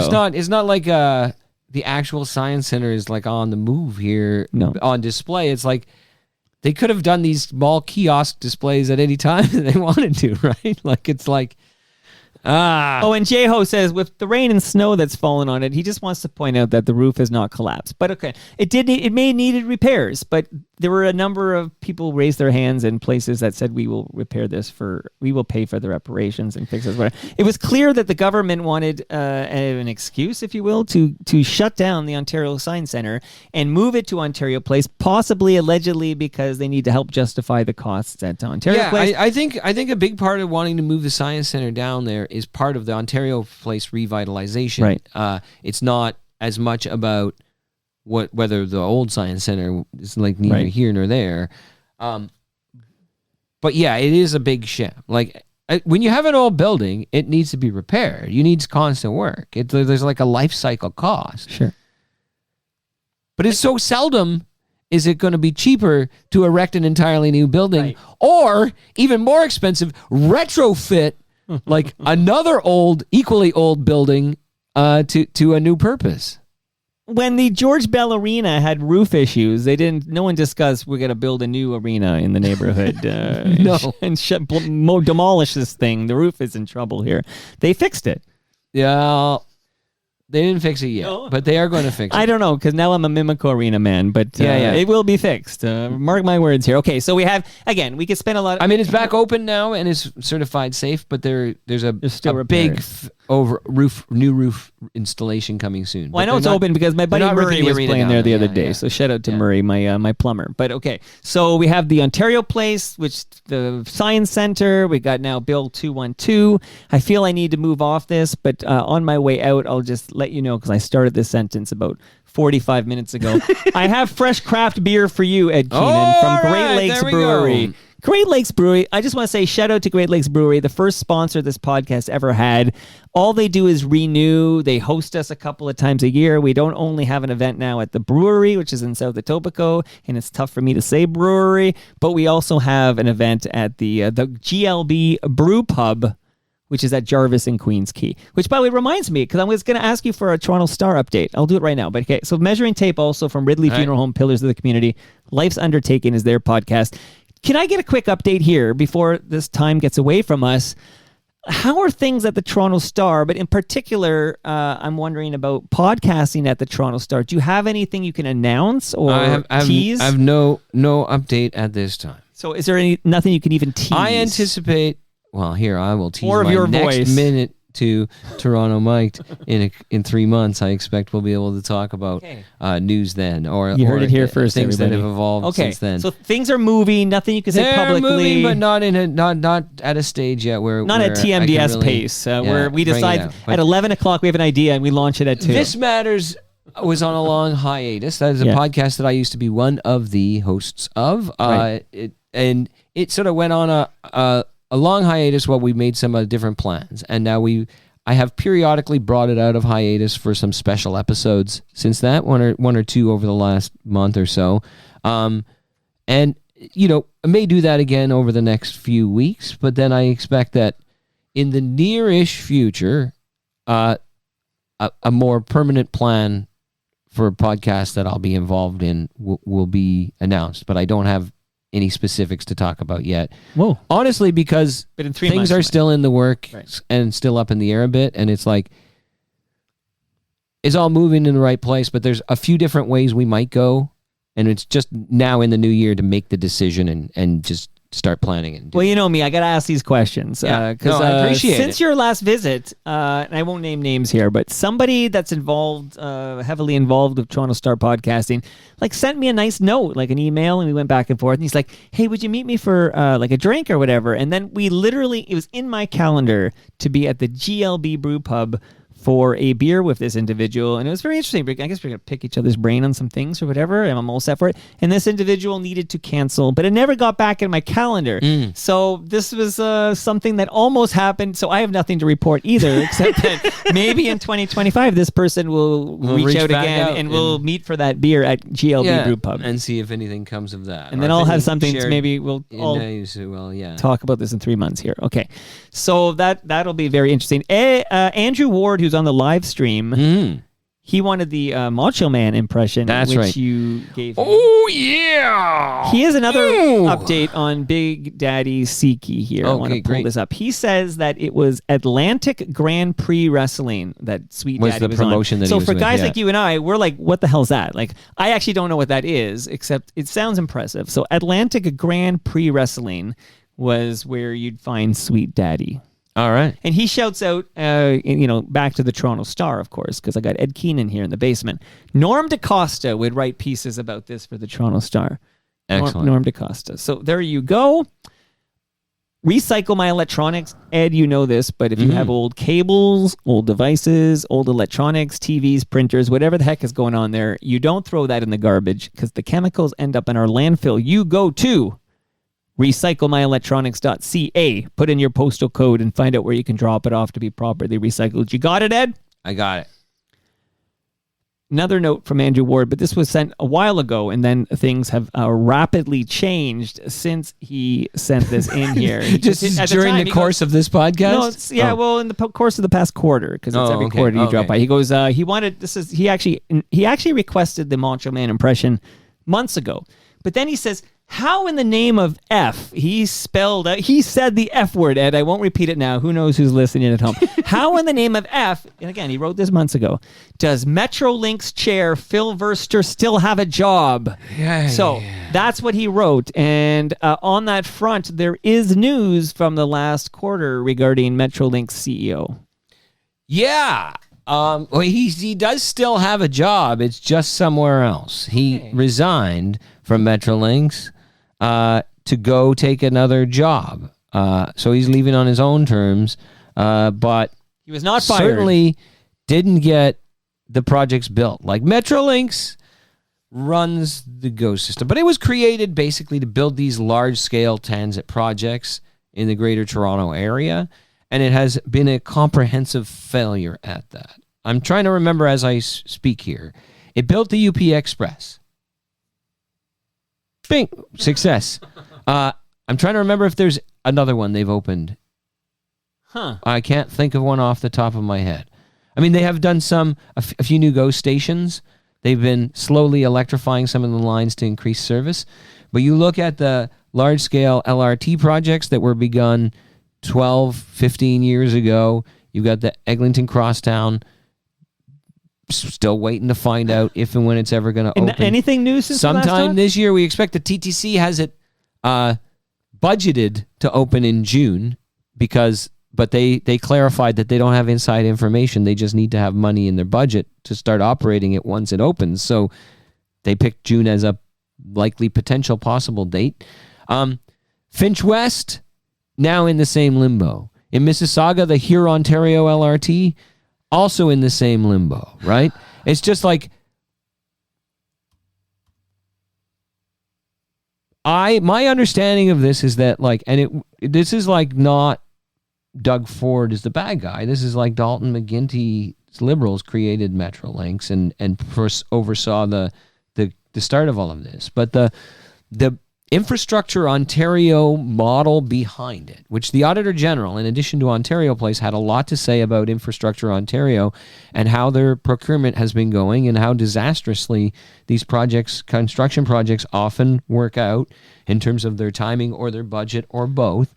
And it just seems like the whole premise of this kind of like public-private partnerships in the way that Metrolinx and Infrastructure Ontario have pursued them is a disaster that can't get anything built on time, seldom gets it built on budget, creates all kinds of problems.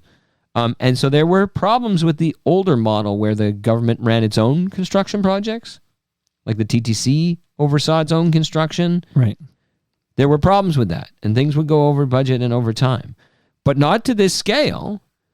And even if it did happen to this scale, we had something we could do. We could fire the people responsible directly because that's the politicians, right?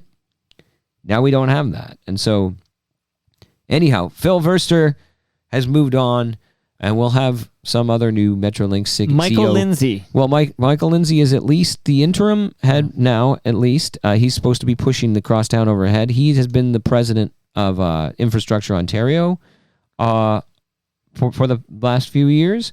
So he's the guy who shut down the Ontario Science Centre. Is that what I'm hearing there? That's the guy. Right. Well, or he's the guy who was overseeing the construction of the new one. Okay. Yeah. The sudden closure. Okay. So so Michael Lindsay is, did you say interim, or is he he's the new? My understanding CEO? was he was appointed in an interim basis. Well, he's lucky, I think, like to follow like the guy to try and push the Eglinton crosstown over the finish line. While I imagine they're seeking a new permanent head. Now, it may turn out that he winds up being the permanent head, but I'm not sure that heading up Metrolinx is a promotion from heading up Infrastructure Ontario. I think he may that's where I don't have insider information, but my understanding when he was appointed was that he was going to immediately be overseeing this in the short term while they find a new CEO in the long term. Okay, Steve, he's got a low bar there. I think it's good. What do they say? Overachieve, under promise, overachieve, or whatever. Like I feel like a low bar there. He can show some success. Well, they solved that. Rick Leary solved that by just stop promising anything. Right. That's right. You start the construction projects, but just don't make any claims about when they're going to be done. No dates to open. Yeah. Right. Here's a team. So Toronto's got a new, and I'm going to ask you in a moment about the Toronto Scepters, our PWHL team. But the WNBA team has a name, and I'm curious for your thoughts on the name Toronto Tempo. It's all right. You don't think of that Ford car that we all grew up with, the Tempo? So, now I do. No, I mean it.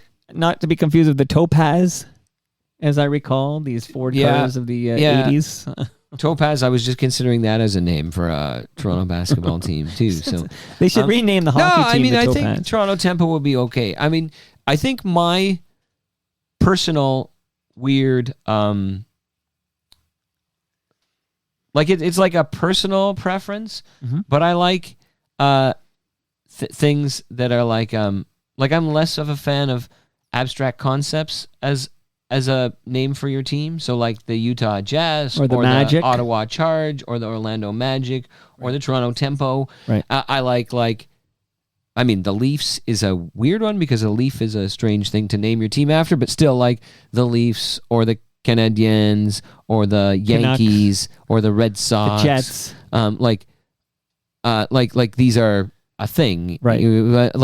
And the plural has an S on it, right? Well, so it's Rob Del Mundo, who covers hockey, he agrees 100%. He was I think he's a big PWHL supporter, and then we were talking about the Tempo, and he agrees with you 100%. Yeah. But I don't hate it, the sound of it, and I'm pretty sure that it's going to age well as a name. Like, it's going to feel like those teams we were just naming, like the Magic or whatever, that it's going to come to define the team. And like the Raptors, right? Yeah, we all hate, I think most of us Raptors was ridiculous when they named it, but then it becomes less ridiculous the further we get from Jurassic Park and Barney the Dinosaur being the pop culture elements of the moment.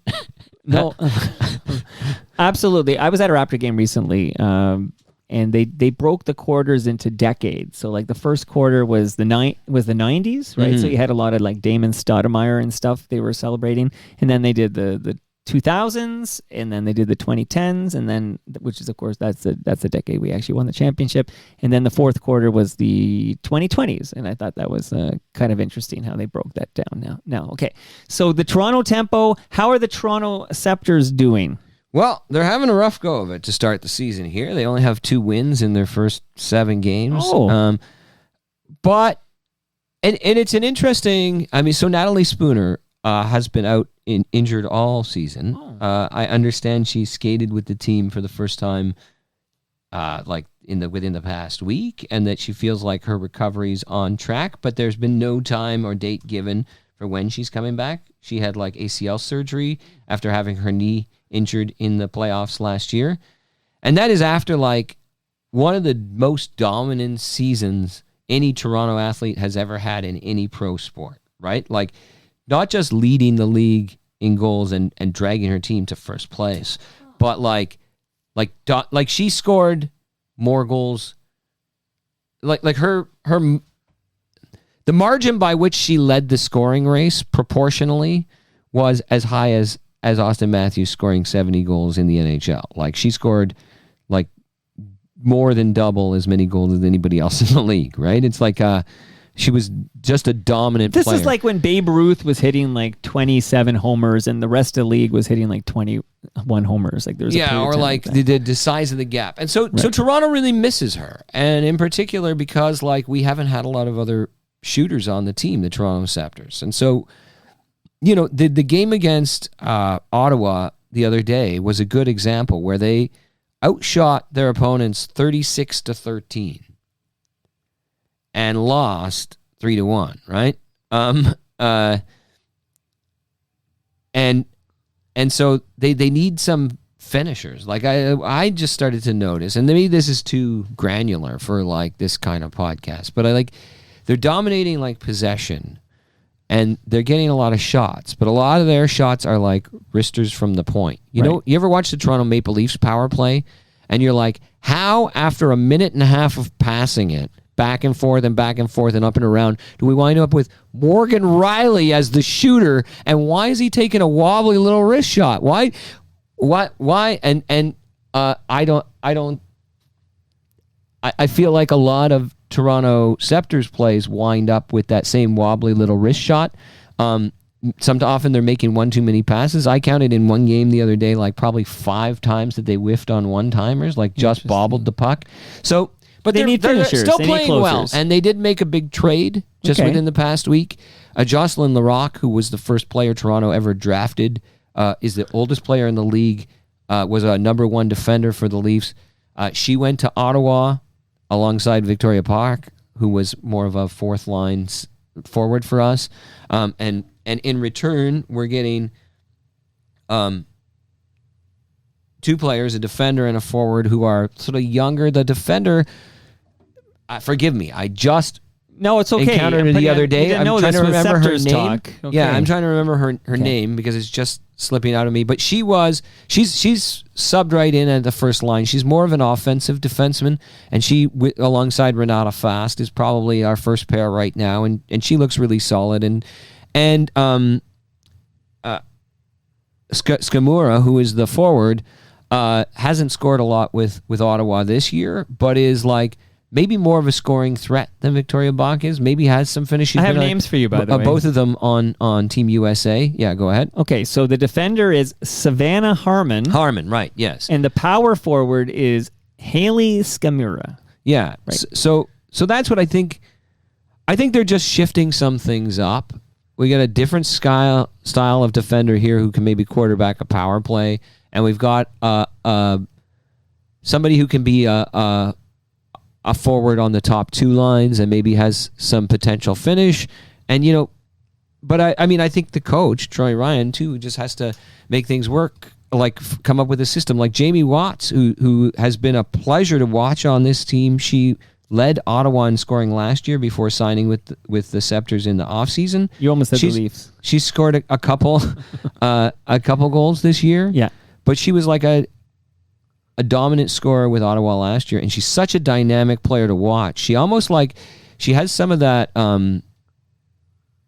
Mitch Marner, not in that she's a big passer, although she does pass the puck, but she's a good shooter as well. But watching her sort of dance, like how she goes around people, the way she dangles back and forth, like it's kind of got flashes of that there. And then I think with like Emma Maltese, who was like a powerful part of the team last year and continues to be this year, and Sarah Nurse, like they should be able to figure out how to put the puck in the net, right? And Hannah Miller.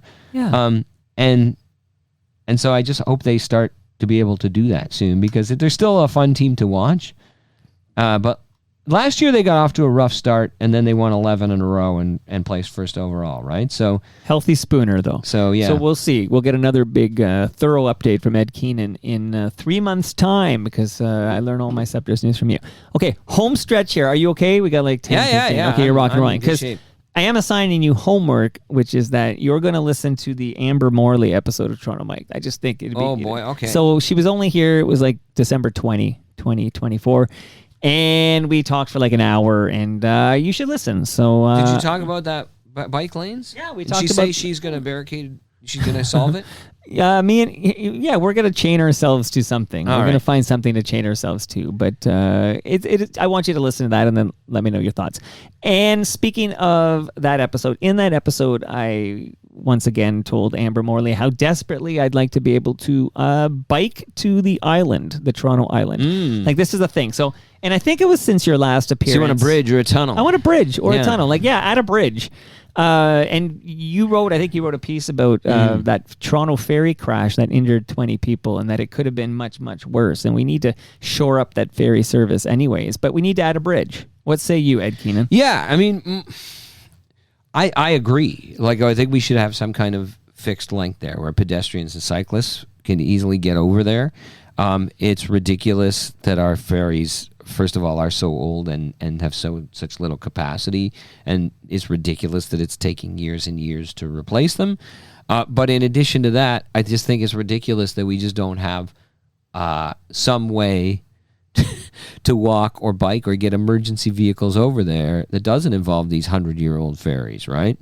And especially given how short the gaps are on both the east and west side. Now, there is a tunnel that allows you to walk over to the island right now, but only to the island airport, right? Yes. You can easily walk underground to the island airport, but because of the security of the runway and all of that, you would have to walk across the runway to get to the other part of, like, even if they would open the fence and let you out onto Hanlon's Point Island, it's not viable there. So unless they close the airport, which they're not doing.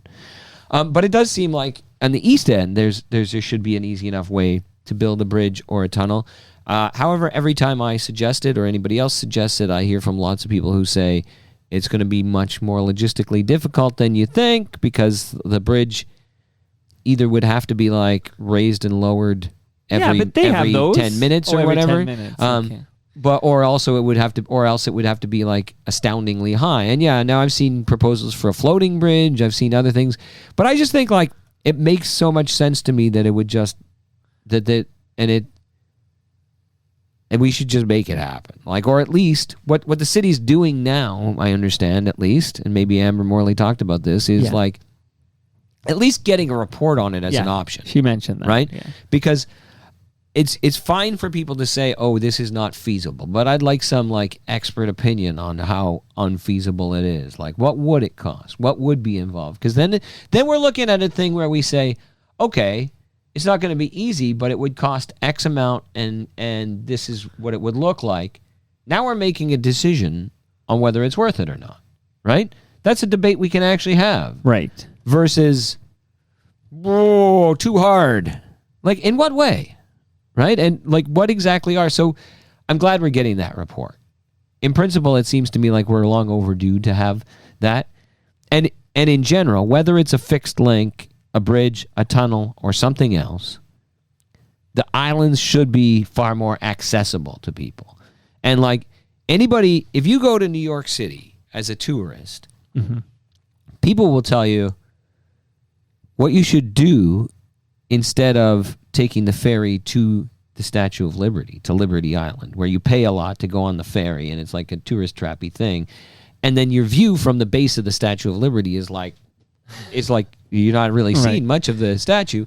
Instead, get on the Staten Island ferry, which is free, and it takes you across to Staten Island. It's a commuter ferry. Its primary purpose is not tourists like me riding on it. But then you drive right past the Statue of Liberty and have the best view of it, get great pictures from right up close on the way to Staten Island.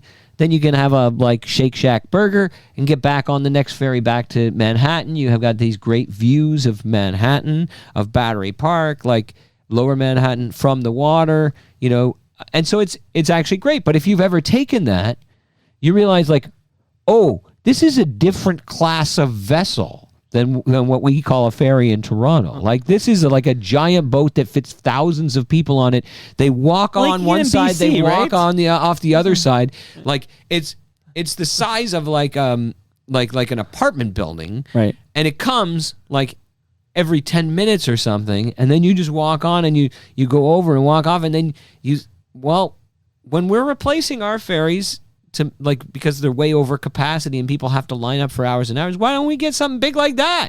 Why don't we get something that's so fast to load like that? And my bridge. And how come the ferry for commuters who are going to and from work in New York City can be free, right? And our ferries to the islands are not free. I don't. Right. Yeah. Anyhow. Well, I have a kayak now, Ed, so I'm going to be kayaking to that island. Okay. So I do find the old ferries we have charming to ride on. There is like an old timey kind of like that. It makes it an event, right. But I don't think that overwhelms all the other.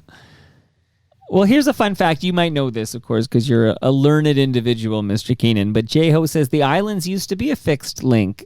A spit until a big storm separated it in the late 1800s. So we were just kids back then, so we don't quite remember. But that's a fun fact for you, okay? Ways before my time, but it is true that you used to be able to walk over there. Right, and he also reminds us, and we've mentioned this in the past, but the late Raymond Moriyama, who we spoke about when he passed away, but he did build that science center to last 200 years. So that was his plan, yeah, and he said, and his architecture firm has repeated, that they think it there's no reason it shouldn't last 200 years or 1,000 years if it's properly maintained, right? But again, there's no room for this sensible logic in this administration. Yeah. Okay, so, and Moose Grumpy, because we were talking about Metrolinx, Moose Grumpy, who lives in Mississauga, says that the Mississauga LRT has become a lingering joke. So I guess that'll replace the Eglinton Crosstown or whatever. That's that here Ontario one, and it is now in the same category of like garbage fire as the Crosstown. Speaking of garbage fires, there was a picture that was taken yesterday of a cyber truck on somebody had explosives in the cyber trunk outside of Trump Tower. Did you know those cyber trucks they lock when they're on fire or an explosion? Like they actually lock. This seems like a bad idea to me. Like this is a problem that's been with Teslas in particular. I understand, and so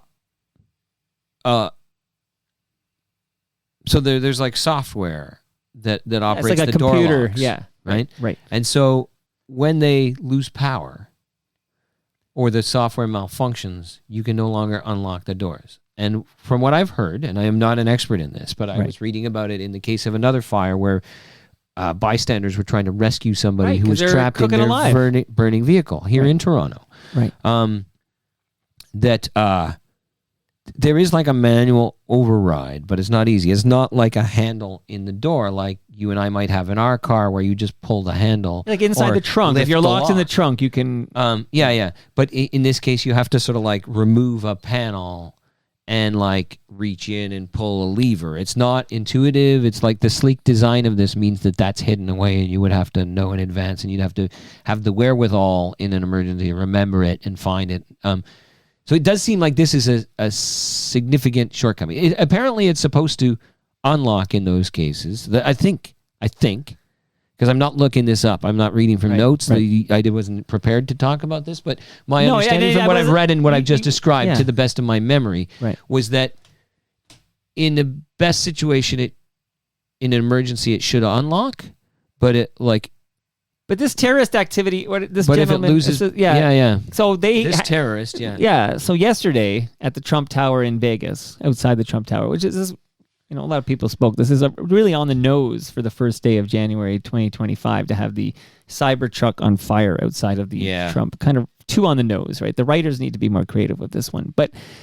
The fact is, they had to. The quote I saw from the emergency person said that that Elon Musk did them a favor by unlocking the vehicle, remotely. So, like I don't know if there was some code or whatever. And I was just thinking that you probably don't want to auto lock your car if there's a fire inside. I gotta just say, like maybe we're getting old, but I am also a guy who's uncomfortable.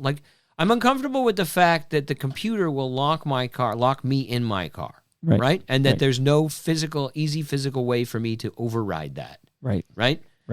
I'm also uncomfortable with the fact that an executive at Tesla gets to decide whether my car gets unlocked or not and can remotely just unlock my car. Right.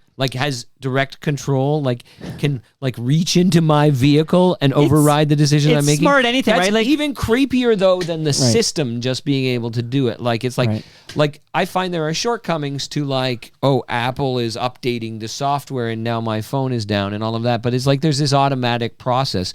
Whereas the real sense that you're part of this weird surveillance state is Elon Musk gets to do a manual override on your personal vehicle, right? This is weird. For the first time in the history of Tesla, I believe this 2024 was the first time in the history of Tesla that they didn't increase sales year over year. And I mean, you can connect some dots there. PR over the Trump. Well, it's PR, but also this big push, the noise. And I've been seeing them quite a bit in the GTA because I noticed them because they're really, really ugly. But Cybertrucks have arrived, okay? They're really ugly. And my kids will tell you, if I see one, I'm like, what an ugly car. They just look so mean and destructive. They don't look like they have good sight lines. I don't trust them near my kids when we're biking or driving. I want to call them. I went to see one before I ever saw one in the wild. I saw one at the car show. Yeah. And I went there specifically to see it because from the drawings, and it's just it looks like a cool thing. What I would have drawn thinking it was cool in grade 4. Yeah, if you were 10 years old. In 1985. Yeah, right. Let's say after you saw Back to the Future and you were like, let me make a big pickup truck version and it's going to be all steel. And then you draw the lines. It's like you could make it out of blocks. Right. And so maybe that's a bit on the nose of Elon Musk as an overgrown is rich it a giant baby. troll? Because and it's armored, it's made of steel, and it's bulletproof, and all of that. But beyond that, so one of the frustrating things I thought, because they really are ugly in person, I think. Yeah. I mean, but taste is subjective. But I am somebody. My daughter and I, who's only 16, so she's not lived through a lot of other eras of cars, but it's just why do all the cars have to look the same now? Why do all these cars have the same general aerodynamics? And there are reasons like gas mileage reasons and all of that, but it's we look at these old classic cars and we've gotten sucked into a few reality shows where they restore classic cars on TV, and it's just there's so many beautiful, weird, different shapes of cars, and some of them are ugly and some of them are whatever. So in principle, I'm really a fan of even if it's ugly, at least it's different. And yet, the Cybertruck is obnoxiously different. Well, it's three things. It's ugly, it's impractical, and it's expensive. Like, it's all three of those things. Yeah. So if you're like 2 out of 3, that ain't bad, right? Like Mila said or whatever. But it's apparently anybody who needs that kind of a pickup, there's better value, and you'll have. It's not good for that purpose. It's not functional at all. No, it's not functional. Yeah. So the only reason you'd buy all these videos that are viral of them getting stuck in the mud in the snow, like they're apparently incapable of. The defroster will brick it or something. You get all, it's just, you have to get her popcorn and watch the show. But to me, the only reason you're going to buy a Cybertruck is because people like me fucking hate it. Like, that's where we're at. It's like, right? Am I right? Yeah, I used to think that about Hummers too. Like, part of the reason to have a Hummer is to just tell everybody, I'm a fucking dick. Deal with it, right? So I've got the money, and this is a status thing, and I like Donald Trump, and I like Elon Musk, and I'm going to drive this because it drives you batshit crazy or whatever. A lot of people have, like, apparently there's a big business now in Tesla bumper stickers that say, I bought it before we knew, right? Or I bought it before I try to separate, because you're right, because humble Howard Glassman just got a Tesla. I got a guy across the street who drives a Tesla. And it wasn't that long ago. You can only go back maybe 6-7 years when a lot of sensible people I know were very excited that they were saving up because they wanted to buy a Tesla. Like, this was I think you don't even have to go back that far. Like, basically, Elon, as the world's biggest troll and / now Lex Luthor, like, how far back you got to go? Because I think you only got to go when did he buy Twitter? Yeah, I was going to say when he bought Twitter. So, like, probably 3-4 years ago. Okay. Four years ago. But before that, it's like there was some perceived virtuousness to buying an electric car. Right, and no fossil fuels. The highest end, most advanced kind of electric cars that were coming out at the time. So it's like, I'm making an investment in the future, right? Right. But now I think if there's somebody I cared for and I liked them, and then they said, hey, I got a new car, I'd be, oh, what'd you get? Oh, I got an e-vehicle. I'm like, okay, which one did you get? And they said, the Cybertruck. Honest to God, and again, I don't think there's any Cybertruck owners listening to Toronto Mike or reading the Toronto Star. I don't think these are things that Cybertruck owners would ever do, actually. So we're preaching to the converted here, I think.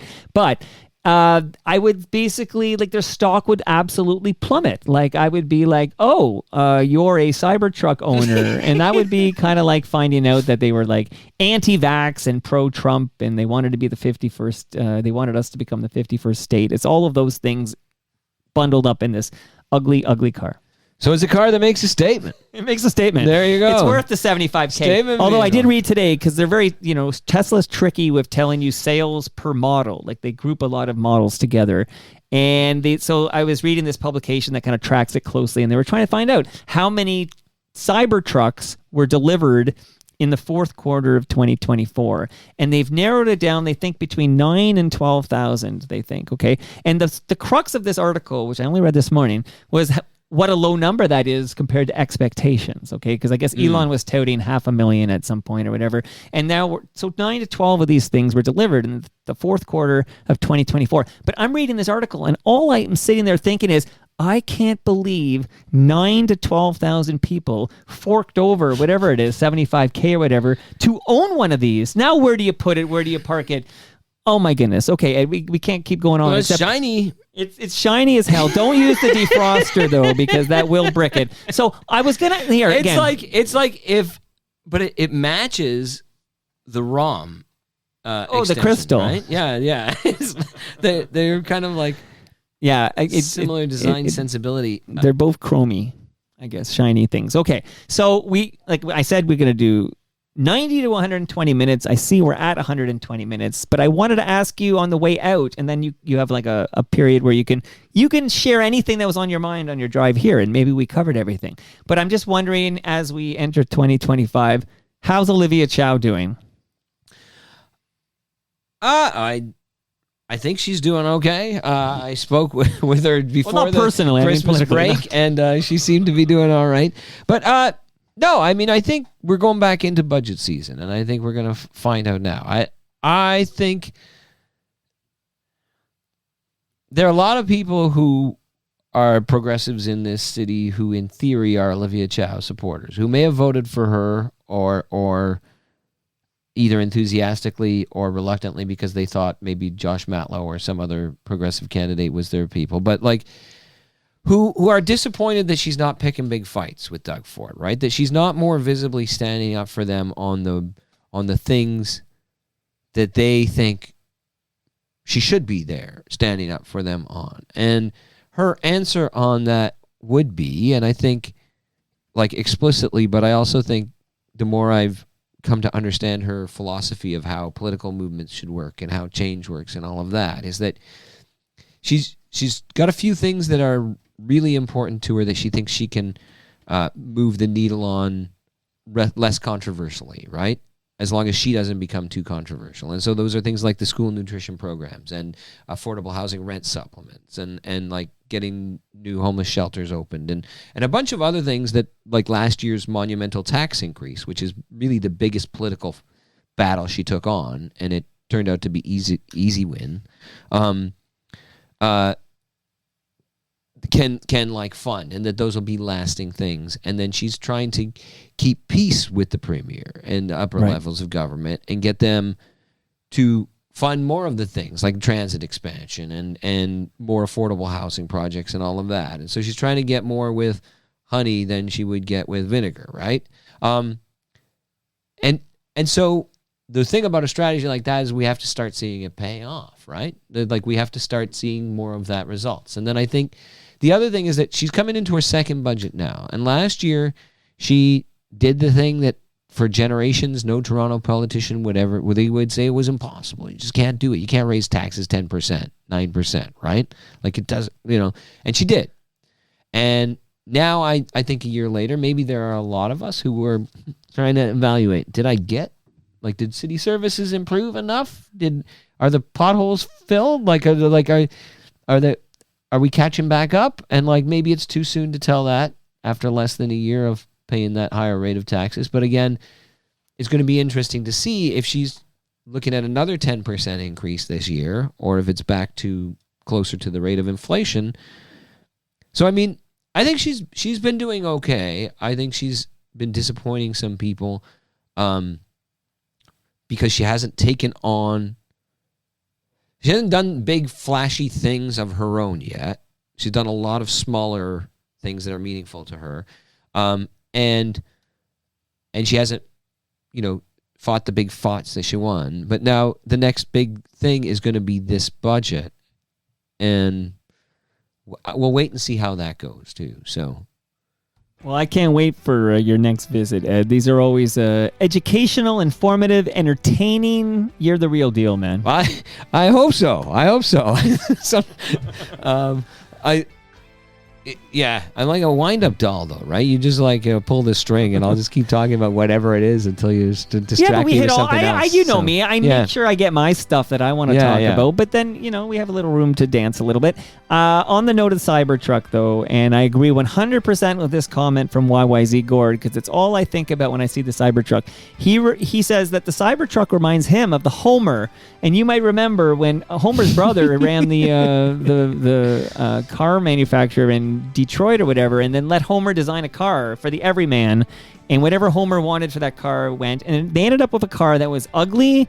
It wasn't useful. What's the word I'm looking for? It was impractical, and it was expensive, and that was the Homer. And YYZ Gord says this, but I agree. That's what happens when you let an idiot design a car. So if I see you next quarter, Ed, driving up in your new Cybertruck, I'm going to tell you to park it somewhere else. There's no room for it here, but there's always room for you. I think, if they understand their market properly, what happens when you let an idiot design a car could be their tagline. 9,000 to 12,000 people got theirs delivered last quarter, and I would love to have a beer with those guys at Great Lakes and just find out if there's any regret that you spent this money on this big thing. You don't know where to park it. I bet you it's only a matter of time before underground parking lots ban it because it blows. It's got fire issues or whatever. And I would be curious whether it was worth it just to own the libs, just to make people like me go, what an ugly, ugly car. Maybe it is worth it. Depends on how much money you get a lot of attention anyway. So, and you get to be associated with Elon Musk and all that cool stuff. Hey now. And that Elon's living on the property. Not just Do you know this, Mar-a-Lago? Not You know just this? associated with him, but he can personally come in and Unlock override- it? Yeah, unlock it for my you. code, Elon. Elon, baby, you just tweet at him. He is smart enough to stay. Hey, can you get the engine warming up for me? He's smart enough to live on the property of Mar-a-Lago in like Cato Kalin, because as you might know, the last person to talk to Donald Trump is the one who has the most influence. Yeah. So if Elon ever went home to see one of his 25 kids or something, Trump would hear from someone else, hey, that Elon thinks he's the president. Get rid of that guy, and that would be it. Yeah. So he's got to live. What a time we live in. Can you believe this is real? It's like we scripted this. I wouldn't believe it if it was a script. Yeah, well, because it's not even a very good script. It's just like absurd. And Anyhow. that brings us to the end of our 1610th show.